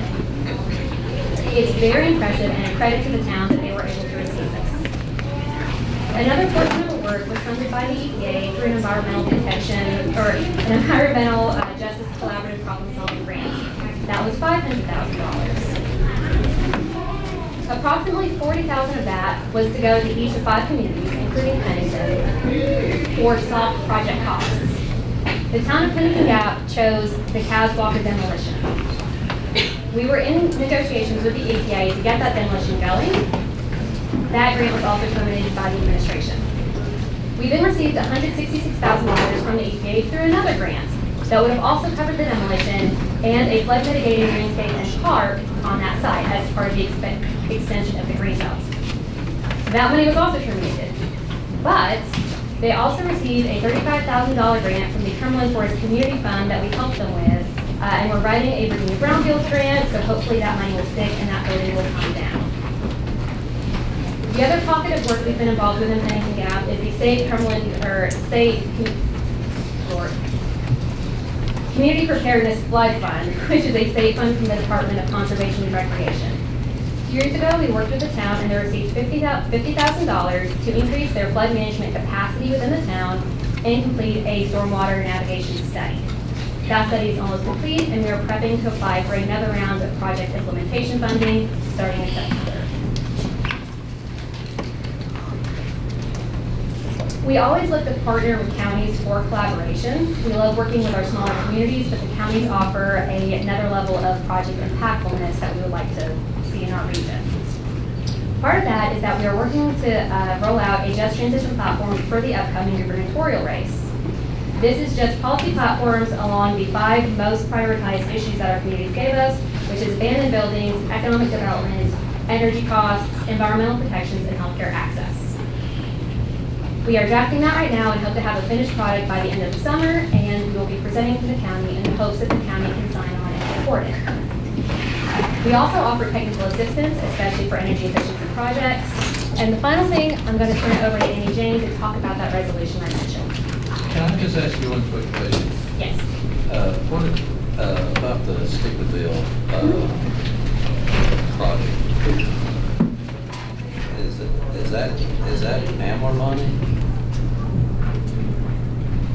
No, sir. Virginia Energy had their own study. It's called VERS, which is the Virginia Energy Resilience Study. There were several communities in our area that got granted $10,000 for that. So we're using part of that for Stickerville and then going after implementation funding. It's not related. Okay. Just making sure, because we got a community center over in Keokee that could use the same thing. My contact information is on there. I got you. I see that. They were always looking for other communities. Amy Jane? Hey, y'all. First of all, I just want to say, wow, Lee County showed up. I love it. I thank you for taking the time to give me the opportunity to speak with you tonight. My name is Amy Jane Cotton, and I work specifically with black lung disease impacted minors throughout East Kentucky and Virginia. And so I'm here tonight to ask the Board of Supervisors consider and vote on and pass a resolution in support of increasing the rate of black lung benefits to match the pace of inflation. As you know, Lee County has a long history of powering the nation through coal mining. We know that our coal miners are some of the hardest working men and women, and that they deserve to be able to support themselves and their families. Unfortunately, we also know that coal mining often leads to black lung disease, which is a debilitating and really terrible disease. Black lung benefits are not currently tied to the rate of inflation. This means that as prices rise, the spending value of the federal black lung benefit dollars goes down. Because black lung benefits are not tied to increases in the cost of living and the rate of inflation, families are falling further and further behind. While the numbers are an estimate, right here, we believe that over 400 people in the county currently receive black lung benefits, and that's a lot of folks in a county this size, and the impacts of a raise in those benefits levels could be really impactful for the local economy. I think we all know that inflation and rising costs are hitting all of our families really hard. For minors who have been disabled by this lifelong disease, the costs are particularly impactful as they navigate increased healthcare costs outside of their black lung, as they get like diseases that are sort of associated with but not covered under their benefits. Anyway, our local and regional black lung associations have been working really hard to communicate with our elected officials on the state and federal level to receive the necessary adjustments in these benefits. We need your help as the county officials to urge those state and federal leaders to take action, which is where the resolution comes in. We ask you to please take this opportunity to vote for and pass this resolution in support of black-owned miners and to honor their contributions to our county, to our homes, to our nation. That's what I got.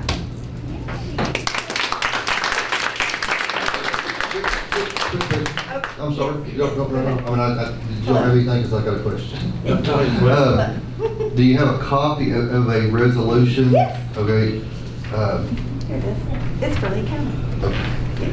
I can read it. You want me to read it out? Well, to be honest, to do a resolution, we have to have a public hearing and advertise it and go through the, well, you're not supposed to pass resolutions without talking about them. So that would have to get on an agenda for the next month. Okay. Okay, and it's just, that's me dotting i's and crossing t's, and these guys know I'm kind of new, but I do make sure that we do our due diligence on everything that we do. Not that this is not important, it's just there is a due diligence process that you need to follow. Okay, so, but Andrew, we're welcome to come back next. You wouldn't have to come back for that, though. But you're welcome to. I would. I'd probably bring black-owned miners with me, frankly. They weren't able to come tonight because they had doctor's appointments, so. Thank you.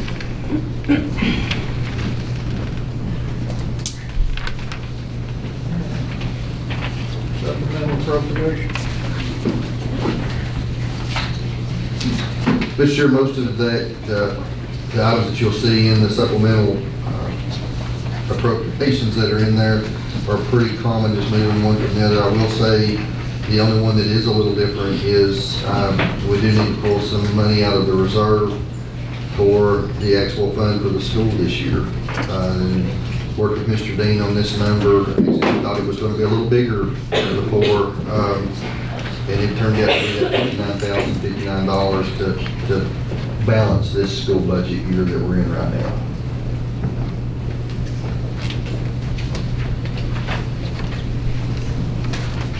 Motion to approve the supplemental appropriation. Second. Motion second, all in favor? Aye. Opposed? New business, board appointments. Hey, I'd like to table mine, building code bill. Let's find out some of you.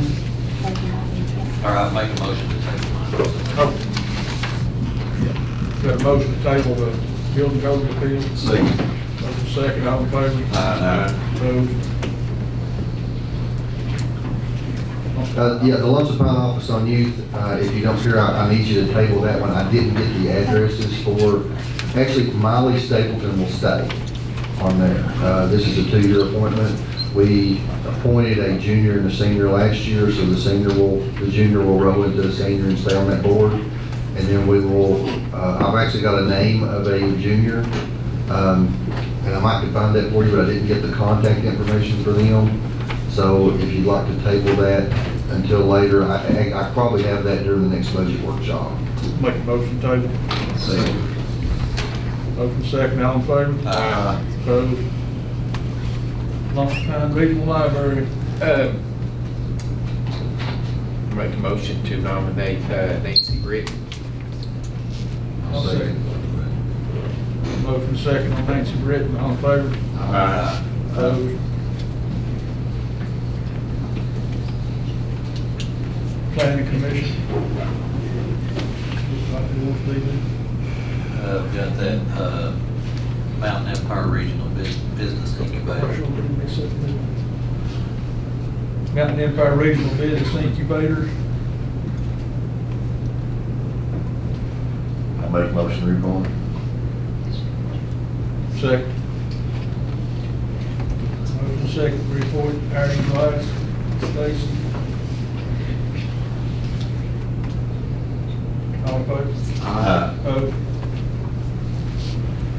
Make a motion to table that, planning commission in my district.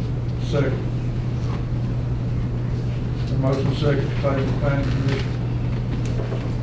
All in favor? Aye. Opposed? Spearhead Trailblazers.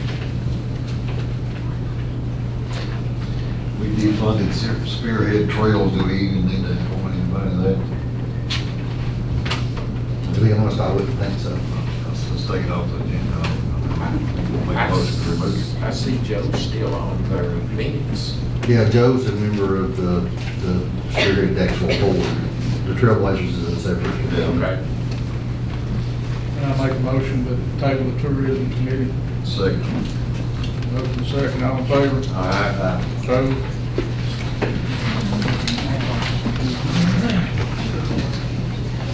I make a motion to go into closed session for employment and personnel, 2.2-3711A1, and also for investing of public funds, 2.2-3711A6. Second. Motion second, all in favor? Aye. Opposed? Hey, when will we know someone is school?